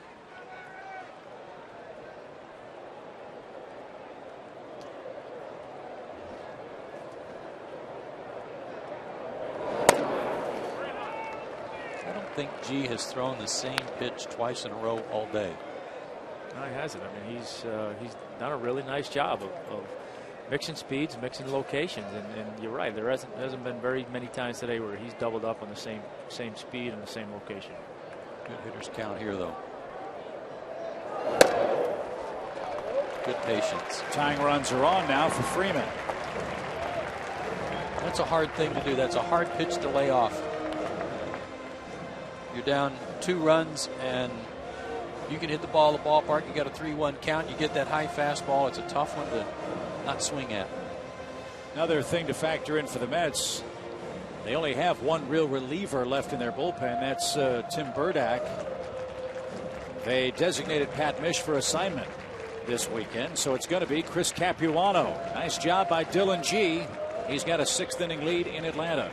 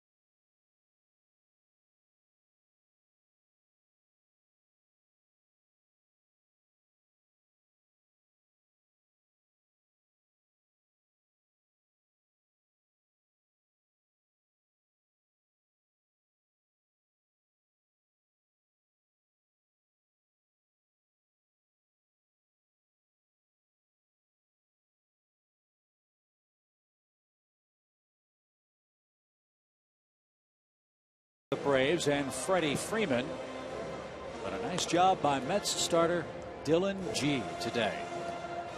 Certainly kept his ball club in the game, and will leave with the lead. And you fellows and ladies in the audience might have noticed those spiffy pens we've been wearing on our Sunday broadcasts. We invite you to join us in our stand up for cancer. And on the heels of that, those young gentlemen that you just saw on your screen, a couple kids that I got to visit with this morning that are here with Cure Childhood Cancer, being hosted by Equifax. That young gentleman, Timothy, threw out the first pitch today, and good thing he threw a strike, because I told him if he didn't, I was going to come over there and find him after the game. So you talk about an inspiration, boy, oh boy, those kids that deal with cancer, boy, I'll tell you, it's mind-boggling what they go through and how they deal with it. Chipper Jones pinch hitting now against Chris Capuano.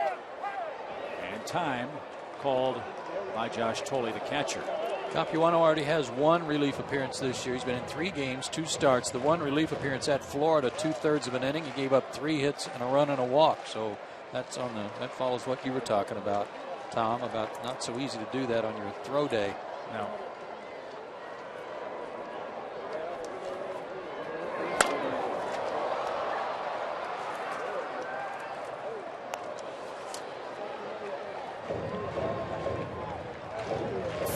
Capuano's been around a while. He's played with the Diamondbacks and Milwaukee. 46 and 52 in his big league career. Best year was 05 with the Brewers when he won 18 games.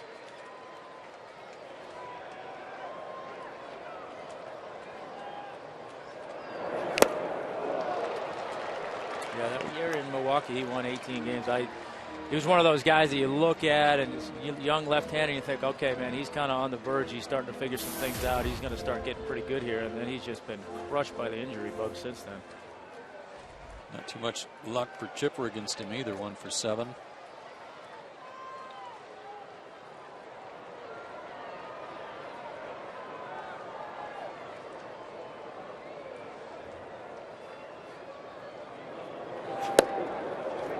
Oh, he thought he had him struck out. Box Tracks brought to you by Sherwin-Williams painting the corners. And yeah, Capuano was walking. That shows that it hit the corner, and any part of it that catches the strike zone counts. Yeah, Tim Sheeta's not called the low strike much in this game. No, he hasn't.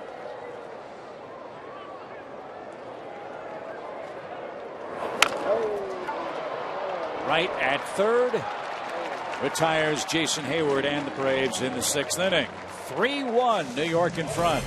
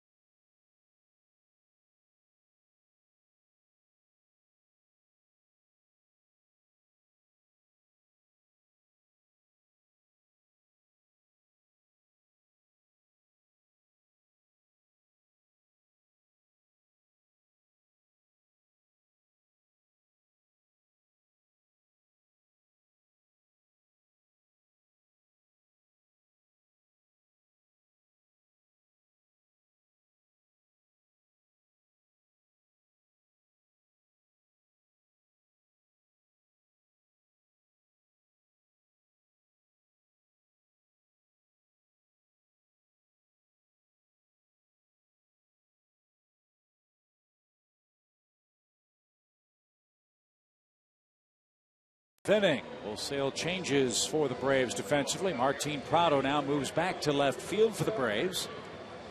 Eric Hinske moves from left to first. And Chipper Jones remains in the game and will play third.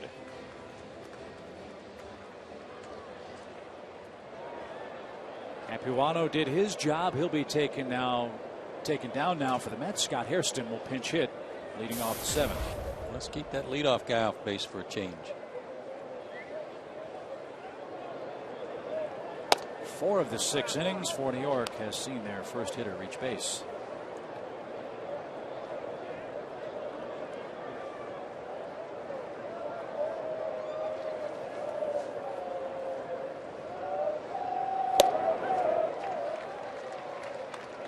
Here's our Delta Airlines on deck.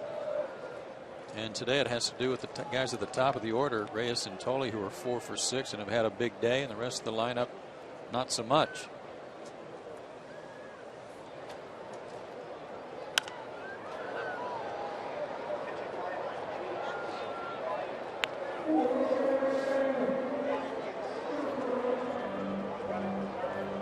Dylan G, in his season debut, did a real good job. 1 run in 5 2/3 innings for the Mets. Tommy Hanson struck out 9, gave up 5 hits, 3 runs, and is on the short end right now. As Christian Martinez and George Sherrill in relief of him.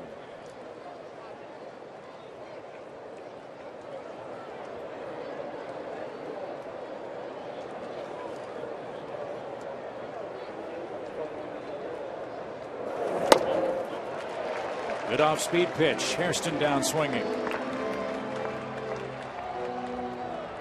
Friends, the Delta Civil Rights Game is coming to Atlanta for the first time. Join us May 13th, 14th, and 15th when the Braves face the Phillies, and we celebrate baseball's contributions to the civil rights movement. There's a ludicrous post-game concert on May 14th. The Delta Civil Rights Game is on the 15th of May, and for more information, visit braves.com/civil rights.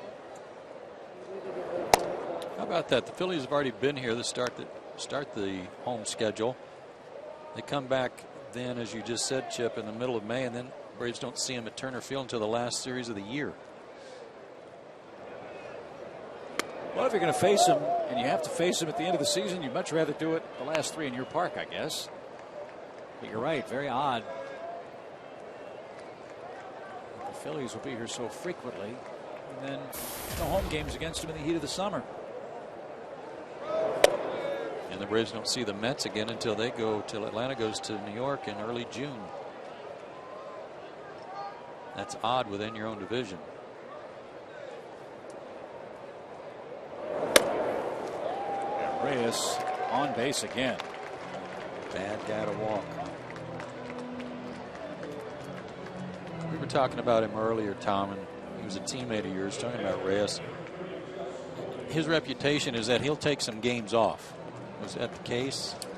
Well, I don't know if he did or not, but I think he gives off that persona sometimes, and I think that's, you know, in talking about who's going to be interested in him and whatnot next year. I mean, first and foremost, he's got to show he's healthy, which I think so far he's doing. But secondly, he's got to show he's got that passion for the game again. And, you know, with the injuries and some of the things he's been through and a lot of the crazy stuff that goes on in New York, he's had some issues off the field. I mean, all those start to, you know, add up to the profile people are putting together on you. And you know, look, in this day and age, it's almost as important to be a good model citizen off the field as it is to what you're doing on the field. And there's no question. I mean, you know, you've been around the game long enough. Anybody who has that perception, right or wrong, as being a guy that maybe takes some games off here and there, that doesn't go over well with people. Hard to shake, too. Yeah, it really is hard to shake. And then everybody is really keeping an eye on you to see if you're playing hard. But he's a good shortstop. He is he's a real good shortstop. Ton of range, great arm. You know, and look, we've seen what he can do offensively. I mean, you see how he can ignite a ball club offensively. Very dynamic player, and you know, like I said, I think he's a guy that a lot of people are going to be extremely interested in. And with a reintroduction, it seems, of speed to our game, a guy with his skill set is going to make him even more valuable, because there really aren't that many seemingly prototypical leadoff men in baseball. There are. They're very valuable. Toley's adopted that, what Tom Short used to call the emergency stance, you know. Got to protect my guy at first. Couldn't that time, though. Christian strikes him out. Now David Wright, who has had a real rough day at the plate. He has struck out 3 times, once into a double play.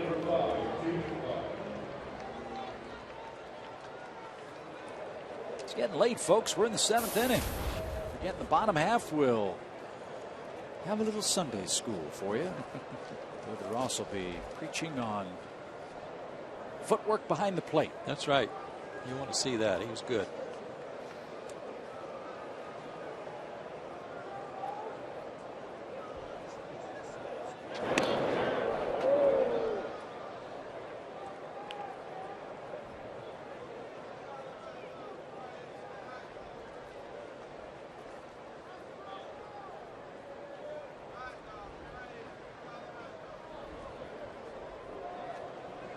Lead for Reyes.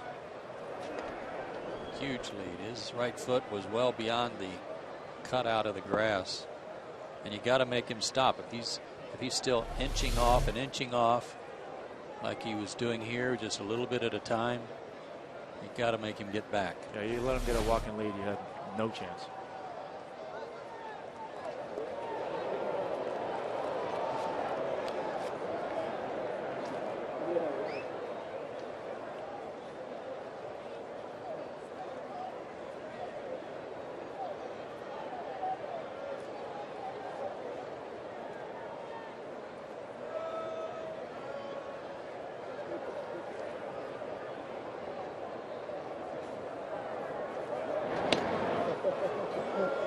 Heck of a spear by Hinsky. Like a good 92-mile-an-hour sinker, power sinker over there.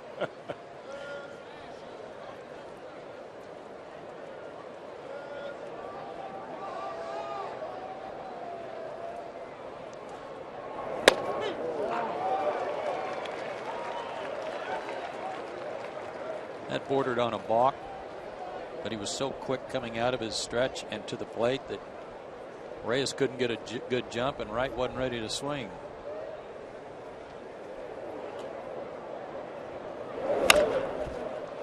Chipper at third. And around the horn. Only needed one of those outs, but the Braves flashed a little leather here in the 7th inning. David Ross will preach in Sunday school next.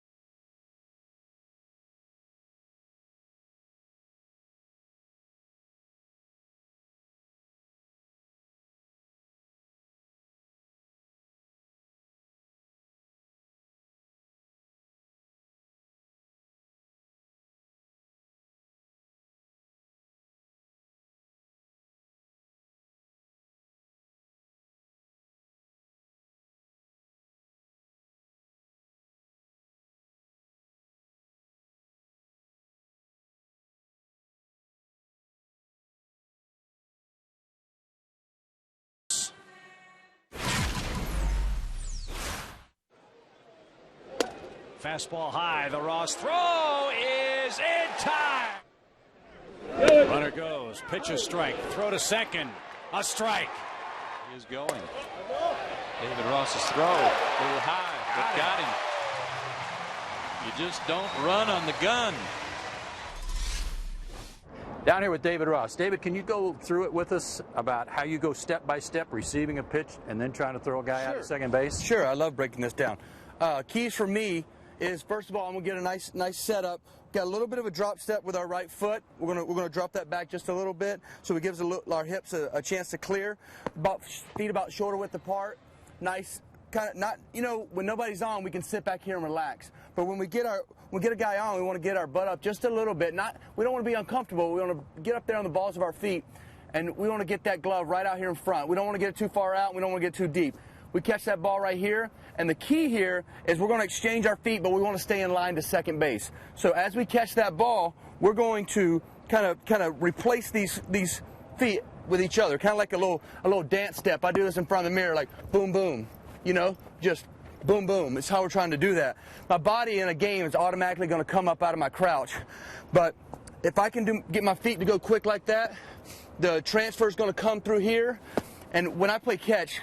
So another little thing to help me practice. When I play catch, I catch the ball, I turn it to my face, I grab the ball, then I can throw however I want to.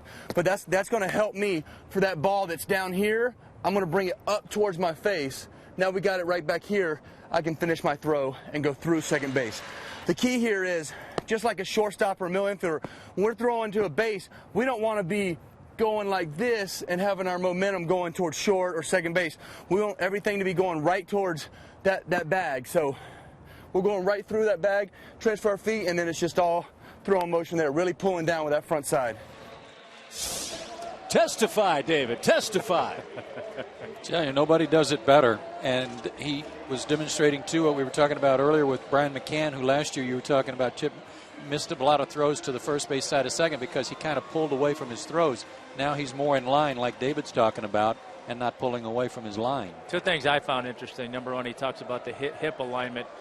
I never realized how similar that is to pitching. You're always at the top of your delivery, you're trying to get your hips lined up to home plate and lined up on target. And secondly, the thing that I loved, and I told David this, is the comment about practicing playing catch where you're transferring the ball to where you're looking at it and taking it out of your glove just like you're going to do in a game. I don't think people do that enough. Alex Gonzalez is the batter. That's R.A. Dickey, the knuckleballer, pitching. Here's Brian's throw out today, and you can see his footwork was exactly what David just demonstrated, just putting one where the other was. Yeah, this is an odd choice again for Terry Collins, but with the day off tomorrow and in the way knuckleballers can bounce back, he's got more confidence in Dickey than he has in some of the other guys he has in the bullpen. But as you see, lots of walks for Dickey, and in a 2-run game, he'll afford those with Gonzalez starting things off. That one, however, tipped and caught for the first out. 78-mile-an-hour fastball. That looked like it was 100 after those knuckleballs.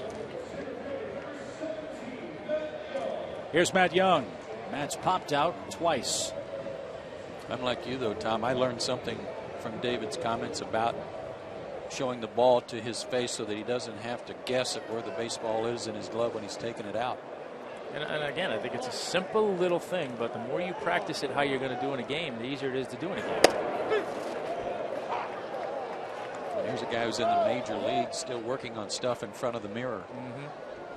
I think he just likes to look at himself in the mirror. That could be. Little flare, and Matt Young will bring the potential tying run to the plate.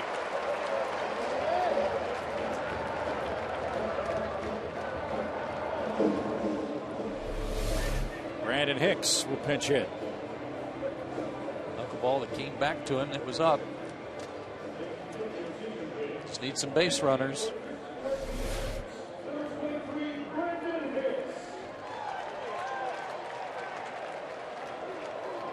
Martinez did another good job.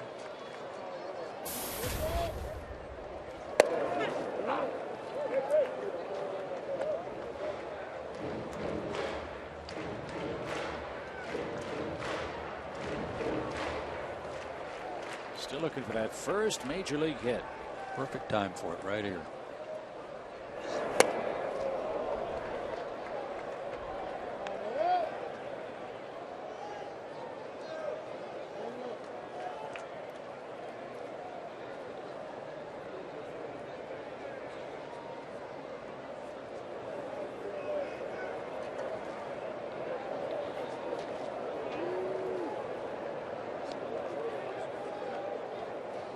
Matt Young can run. Would the Braves dare that with the knuckleballer on the mound?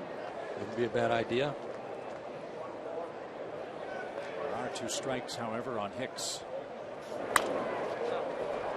He tried to quick pitch Brandon. Yeah, he's done that a couple times. And I guess if you're going to run, you better pick the right time where he doesn't do that.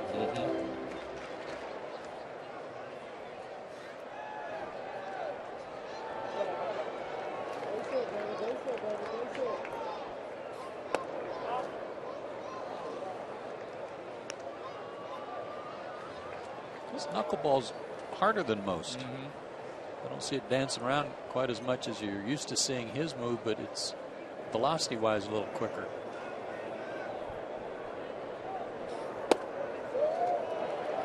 Totally trying to steal one. 2 balls, 2 strikes. Dickey had a great year last year. 11-9, a 2.84 ERA. He had a 1-hitter against the Phillies.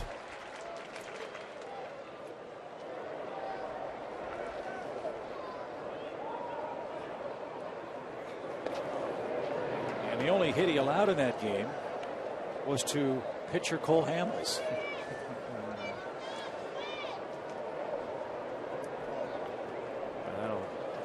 That'll haunt you if you never get another one of those opportunities. Kind of like Dylan G, who's out of the game now, but his major league debut, he was throwing no-hit baseball into the 6th inning, and he gave up a leadoff home run in the 6th to Willie Harris, who's now his teammate. Dickey's a Southern boy, played at University of Tennessee. He's on the bronze medal Olympic team that played here in Atlanta in 1996. And it's funny, you never know when the light's going to go on or the right circumstance will appear for you. Dickey's played with Texas, Seattle, Minnesota before finding a home in New York. I guess Matt Young's running here. And he was leaning, and he just got back. That was close.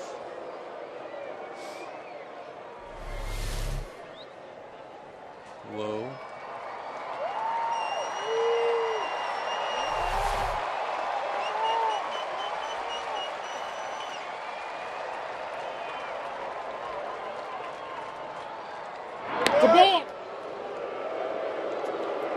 Here the Braves bench screaming that he's balking.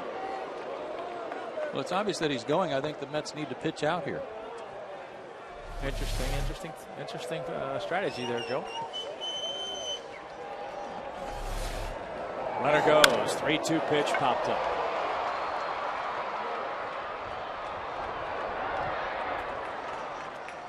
And the top of the order in Martin Prado.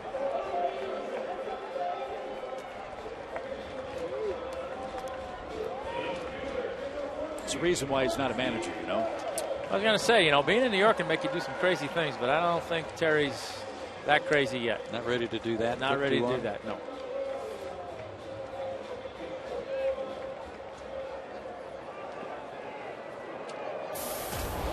Mets have given up the second highest total of runs this year with 2 outs in all of baseball.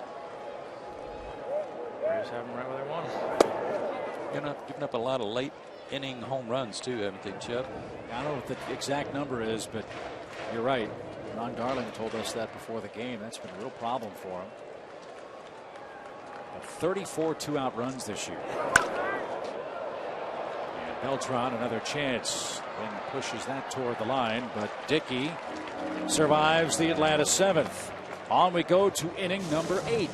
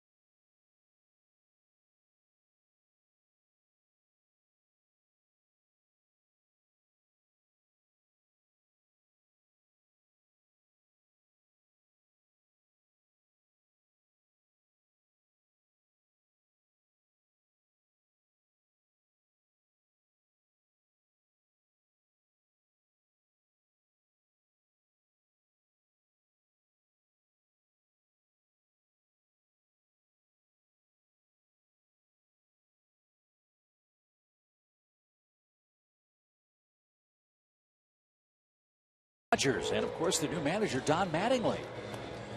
The whole 4-game series on Sports South begins tomorrow night at 9:30 Eastern Time with Braves Live from beautiful Dodger Stadium in Los Angeles. I'm already tired just thinking about those late night starts. Well, they've got a good pitching staff. They may be off to a bit of a slow start and having lost 5 in a row. That's not a good thing, but they're better than that. Maybe looking at the Atlanta Braves with a record of 7-8, knowing the Braves are coming in town. They're a whole lot better than a 7-8 record. Another AT&T call to the bullpen features Eric O'Flaherty for Atlanta. Beltran Davis Pagan's schedule.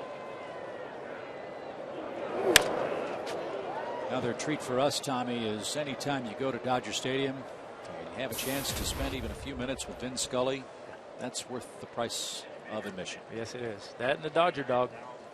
Got to have a Dodger dog. There's probably going to be one Dodger dog in 4 days, you think? One or two. Yeah. Deep short. And Beltran singles. Another Mets leadoff hit today. 5 of the 8 innings. I don't know if it really occurred or if it just was out of the corner of my eye. I thought I saw Chipper move a little closer to the line. Like he saw the sign and thought maybe it was going to be an off-speed pitch that Beltran might yank down the line. But if he did move to his right a little bit, it certainly took him out of range of getting that grounder. Ike Davis was 0 for 11 coming into this game today. He's 2 for 2 with a walk and an RBI. And had a very good cut. So more importantly on that West Coast trip, you got a chance to play some pretty good golf courses. You got any lined up? Yeah, there's a couple. Yeah. Just a couple? A couple of munis. Yeah. Snobbish broadcaster. You don't play munis. Although you might be playing one pretty good public course. Davis went around and is down 2 strikes. There's one, I can't think of the name of it. It's like an old Chevrolet car. Oh, Bel Air? Yeah. Oh. What about that muni along the ocean there in Pebble Beach place? You going to venture over there? Yes. Is that a good place to go? Not bad for a public course. Oh, see, you've been there. I've been there.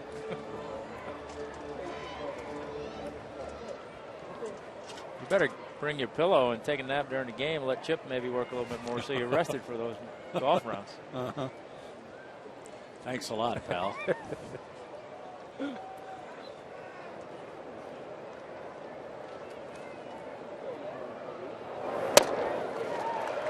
Davis's perfect day is done. Braves have struck out 12 Mets hitters in this game but are losing. That's the craziness of the game sometimes. There was a game like that against Florida the other night. Braves lost 6-5. And Atlanta struck out 15 that night and got beat. That was the start by Beachy. No. Yeah, that we did that game, and I was listening to the post game on the way home, and somebody mentioned that to Freddie, and he was like, "Huh? What? We did?" You know. But you're right. It was more the feel of that game. It wasn't that way. But you know, today's a similar game. It's just you're like, "Huh? They struck out that many, and they're losing."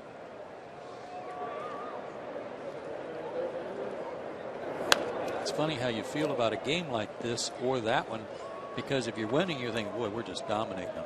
We're just all over these guys, and they can't hit our pitching, and we're striking them all out, and we're ahead. But unfortunately, in both those instances, that one and this one, Braves weren't ahead. The good news is Braves offensively are just a bloop and a blast away from tying the game. As Pagan's down on strikes. Bigger issue, though, fellas, is Braves are heading west. Dodgers, Padres, and Giants, and have a .230 team batting average. Watch Brian McCann's glove. See where he's pointing? He wants that ball really down and in on the back foot of Pagan.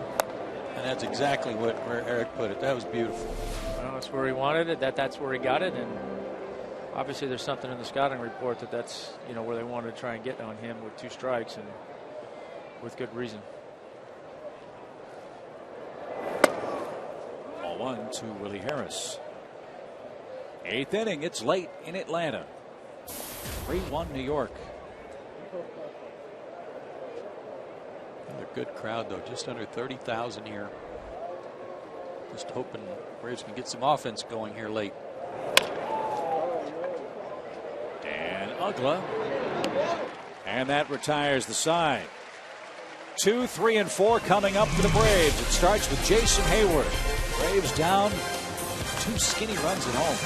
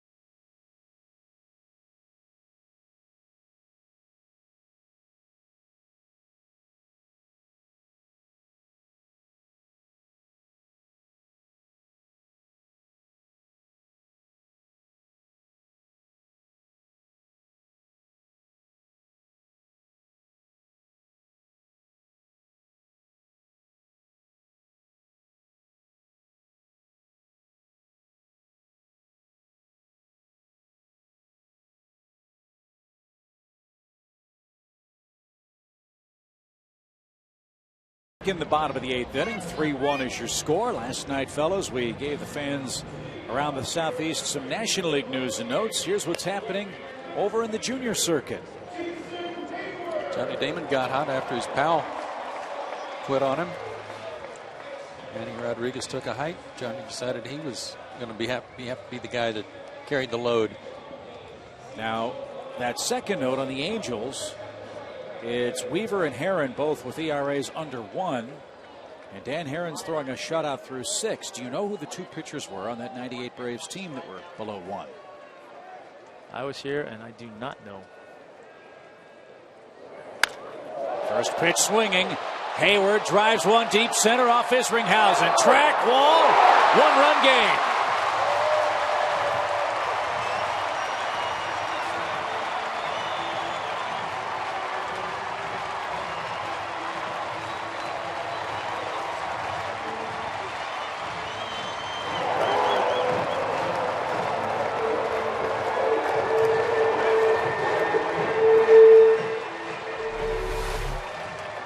Pitch away from him. And remember, a minute ago, we talked about the ball. He tried to pull. It was away. And it turned out okay because it was a bad hop single. This one, he just drives it where it was pitched and hits it out of the ballpark. Yeah, that's what you want to see him do with pitches away. Not necessarily hit it out of the ballpark, but certainly try and go that way. And another, Joe, of those late inning home runs that have been so destructive for the Mets pitching staff this year. We got a 1-run game. Well, it's interesting, the different styles, too. You think about Capuano. He comes in and kind of puts out the fire with some off-speed stuff. Dickey with the knuckleball. Now you bring in a power guy, and immediately, bang, there's a home run. Guys are on the fastball. And just like that, behind Brian McCann, 3 balls, no strikes.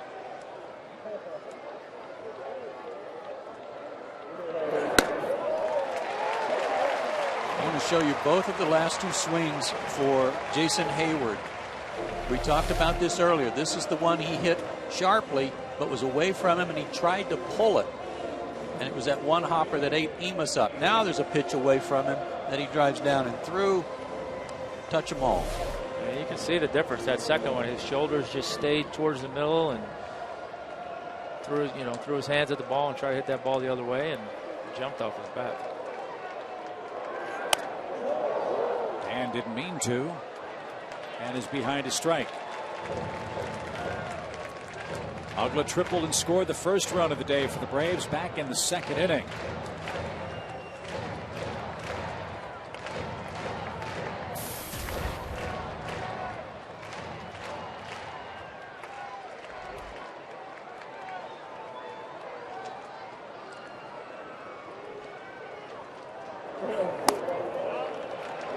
So you were here in '98. You don't remember who had the sub 1 point ERAs?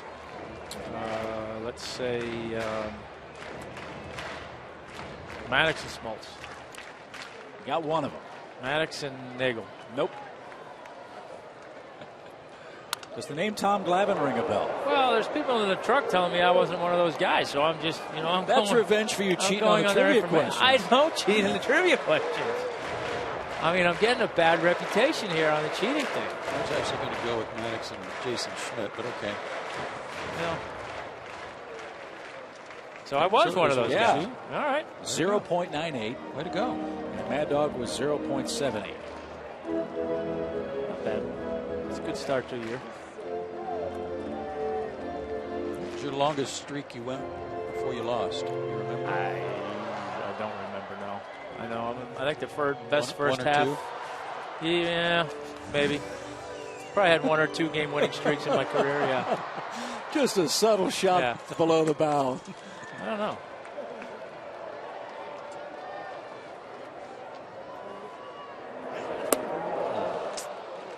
He is seeing a steady diet of off-speed stuff, isn't he?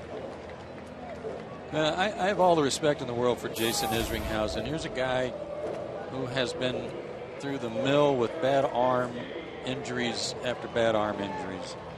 2 elbow surgeries, 2 shoulder surgeries, abdominal muscle pulls.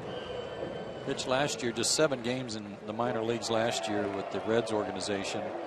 After coming back from yet another injury. And this is where it all began for him. I mean, Isringhausen, Paul Wilson, and Bill Pulsifer were supposed to be the next great trio of young Mets pitchers that was going to lead them to postseason glory. I remember when they came up, it was, oh, this is the next Glavine Maddox or Maddox Glavine Smoltz, however you want to. I remember all of us just cringing, thinking, man, these guys are young. Don't be putting that kind of pressure on them. And didn't quite work out. Brian McCann broke way too early and is picked off.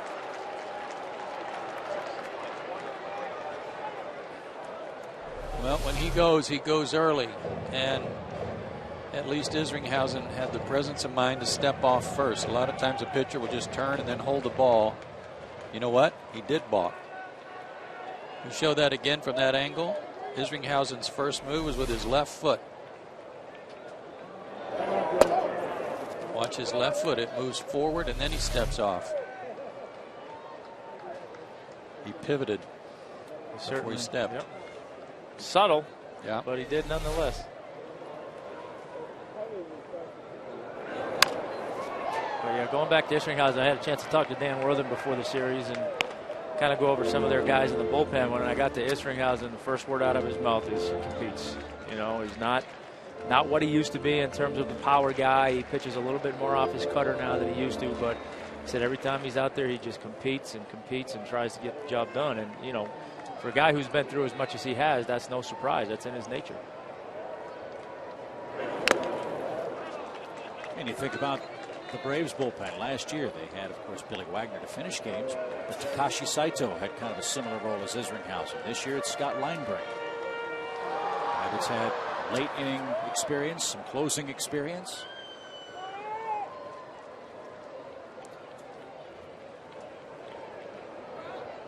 Trying to set this one up for K-Rod in the ninth.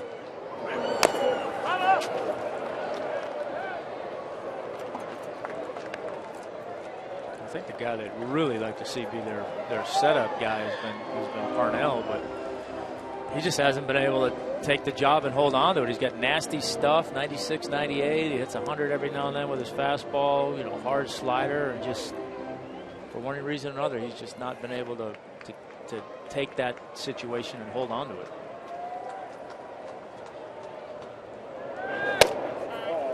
Amazingly, Isringhausen went to Lewis and Clark Community College in Illinois, was a center fielder, and didn't begin to pitch until the Mets drafted him. Sherwin-Williams painting the corner shows he missed there with that cutter. There's so many stories like that with Isringhausen, or guys that didn't start playing baseball till their freshman year in high school or played other sports. And, you know, it just goes to show you this day and age of travel baseball and kids are playing 200 games a year. There's so many guys that just don't take that route. I mean, that's not the only way to get here. And a nasty pitch strikes out Eric Hinsky, and the Braves settle for one in the eighth inning. Jason Hayward hits his fourth home run, and it's now a one-run game as we go to the ninth.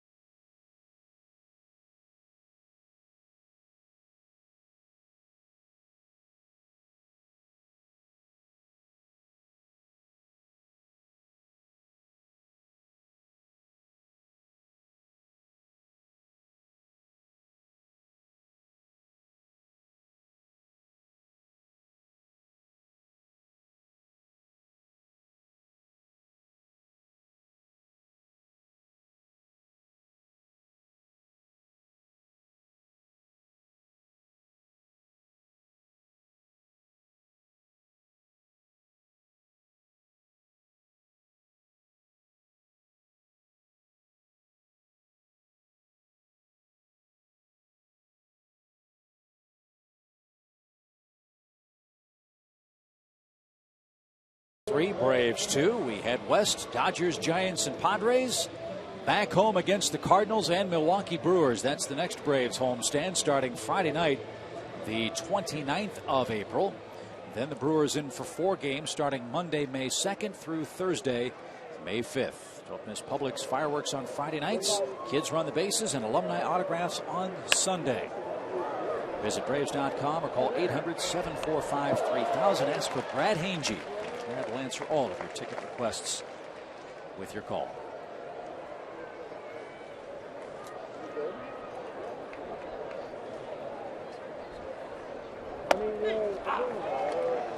Brad Amos, 0 for 2 with a walk. Tough little stretch for the Braves. They're coming home, and for that homestand is going to be no easy task either. Nasty pitch from O'Flaherty. He strikes out his 3rd man in relief today. Who's on deck? First base. Hugh is? Chin Lung Hu. Dodger will bat for Isringhausen.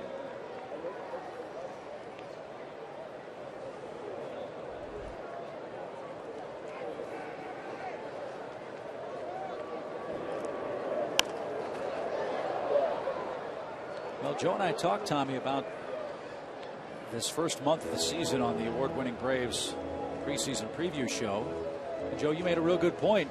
This is not an easy opening month plus for the Atlanta club. Very difficult, and especially if you compare it to some of the other teams in the division, particularly the Phillies. A different schedule for those 2 teams early. I think the Phillies played just 3 of their first 12 series to start the year against teams that had a winning record last season. And frankly, for Philadelphia, that's great news because it gives them an easier schedule and time for Chase Utley to come back. Well, you know, that old saying in baseball, you can't win your division in April, but you sure can lose it. You know, the Braves maybe are in a little bit more of that situation where they can just kind of, I don't want to say tread water, but certainly 500, a little above that, and get through this tough stretch. Then they're in a good position.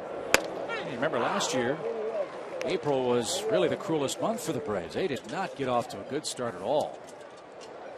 In the 220s as a team, they were 9-14, and then all of a sudden, calendar switched to May, and this club exploded. Yeah, and you can't, you know, obviously they did that last year. You certainly don't want that to be your game plan every year. That well, we'll just turn around and run off some incredible streak and what have you, because it doesn't always happen. But you know, they get, like I said, they get through this and they're in reasonable shape. Then we'll see where they go from there. And as we said, this is game number 16. We are 10% through the regular season. Yeah, so much about what we're talking about today, you won't remember a month from now. That's true.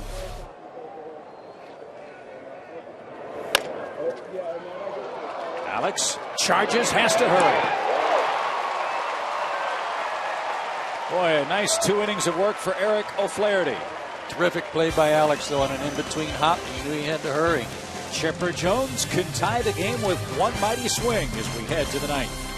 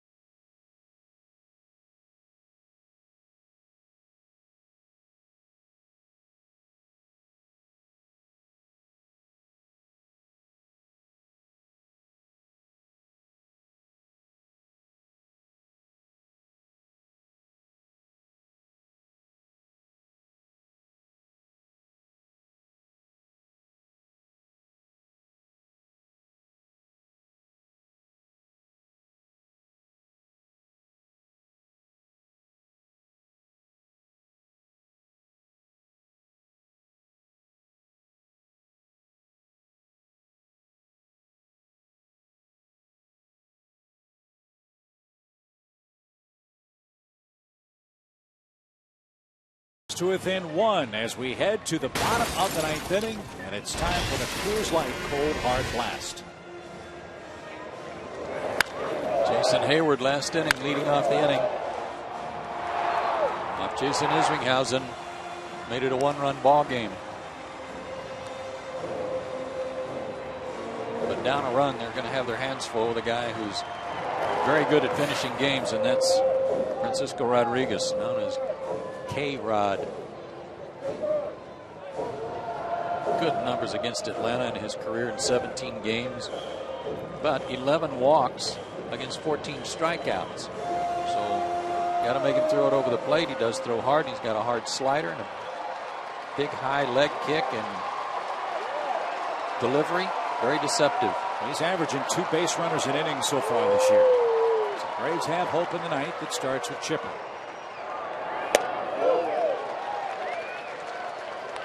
K-Rod, of course, starred with the Angels, led the American League in 2008 with 62 saves. He has 61 in the last 2+ years with New York.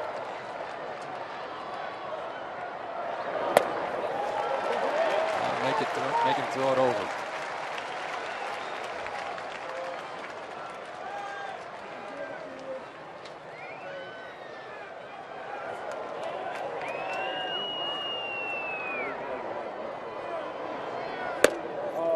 Braves had 13 walk-off wins at Turner Field last year.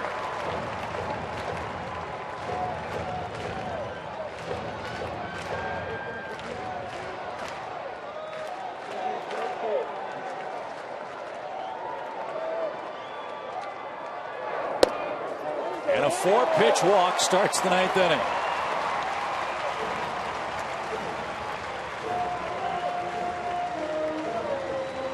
Alex has got to do the same thing. Chipper had a very calm, quiet approach to Rodriguez.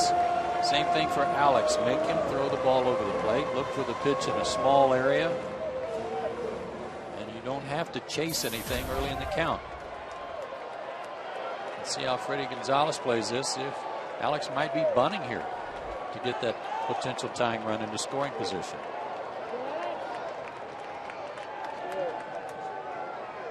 He is.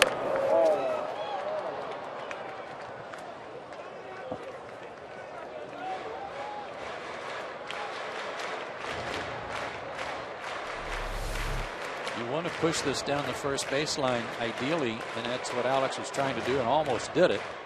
But David Wright almost looked surprised. He was nowhere to be found down the third baseline.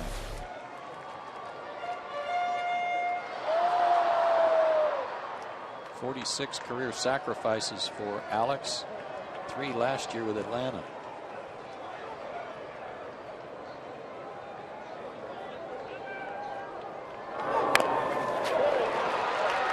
K-Rod stumbled as he made the play.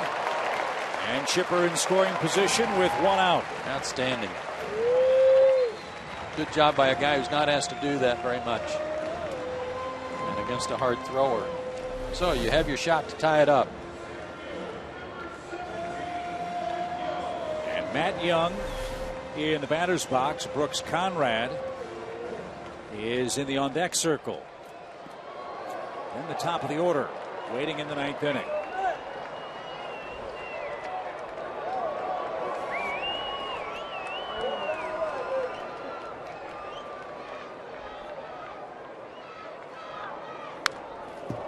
Swing. Got away with one there.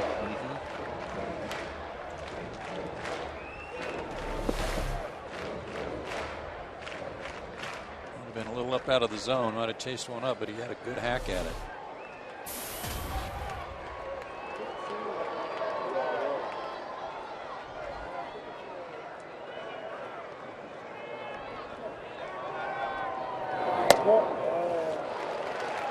Cheetah's not giving him anything on that breaking ball. Boy, oh boy. Tell you what, those are some real close pitches. And really anything down.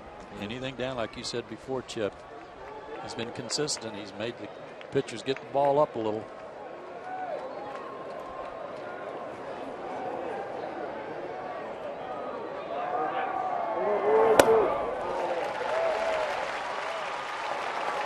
has the better arm, Beltran or Pagan, Tommy? Man, at this stage of the game, probably Pagan a little bit. Willie Harris, Joe, average in left? Average. He'll get rid of it quick, and he'll get to the ball quick, and that's what he relies on.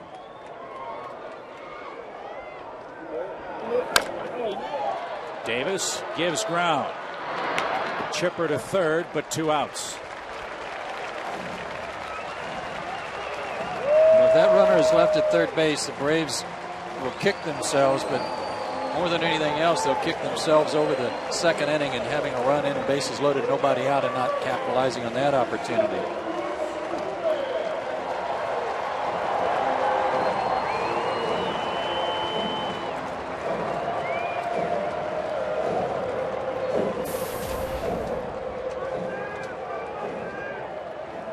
Four career pinch hit home runs for Brooks Conrad. Looking for his first hit of the year. One could tie the game. Big fly would win it. Big fly would be nice.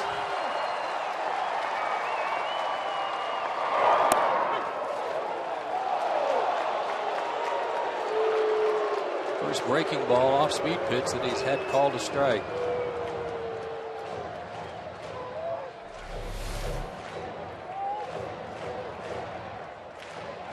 Like just a straight changeup that barely caught the zone.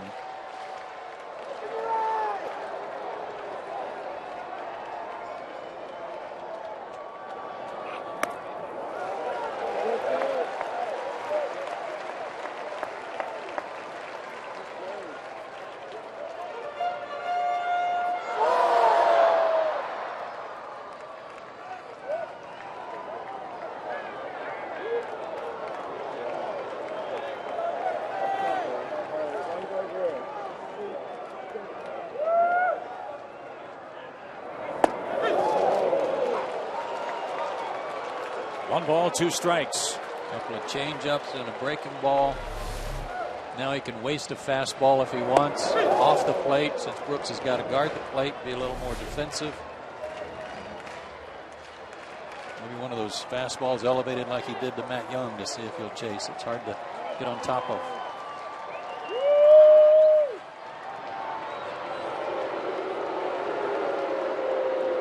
How about if he wastes one in the dirt and totally can't catch it? Yeah, maybe that's what they went out to talk about. Please don't throw one in the dirt. Exactly. Not very good at blocking them. Please.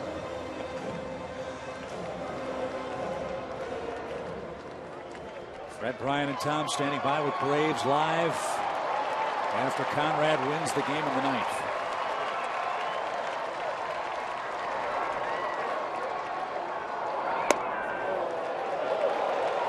Good eye. Old Hawkeye Conrad. Set up away right at the target, just off the plate. The old tantalizer. Well, he threw that backdoor curveball for strike 2, so throw that fastball off the plate a little. See if he comes back with that backdoor curveball.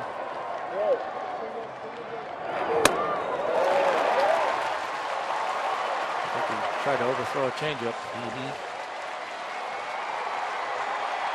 And K-Rod takes a look over in the on-deck circle. I always love that. If I'm at the plate and the guy is worried about me, that he knows he doesn't have to throw me a strike, and he wants to know who's on deck because he's more worried about him than me. I always felt I had a little bit of an advantage at the plate. I was distracted.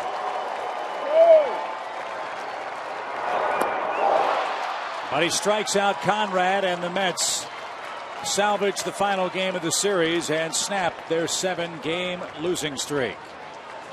3-2 the final score. And partners, what could have been for the Braves offensively is summed up in the 2nd inning. Well, they had their opportunity there, and you know, obviously they took a chance on the 2-strike squeeze play, and it didn't work out. But you know, it's always tough to sweep a series. I don't care when and where it is. 3-game sweeps are always tough, and the Mets, you know, they got something today that they haven't really gotten much of all year long, and that was good pitching. Tommy, we'll see you in a couple weeks. Look forward to it. Have a good road trip, boys. Final score, New York 3, Atlanta 2. G beats Hansen. K-Rod picks up his second save. Coming up next, Braves Live from the ballpark. Post-game interviews, Freddie Gonzalez sound, and all of today's highlights. For Joe and Tom, Chip Carey. Braves Live's coming up.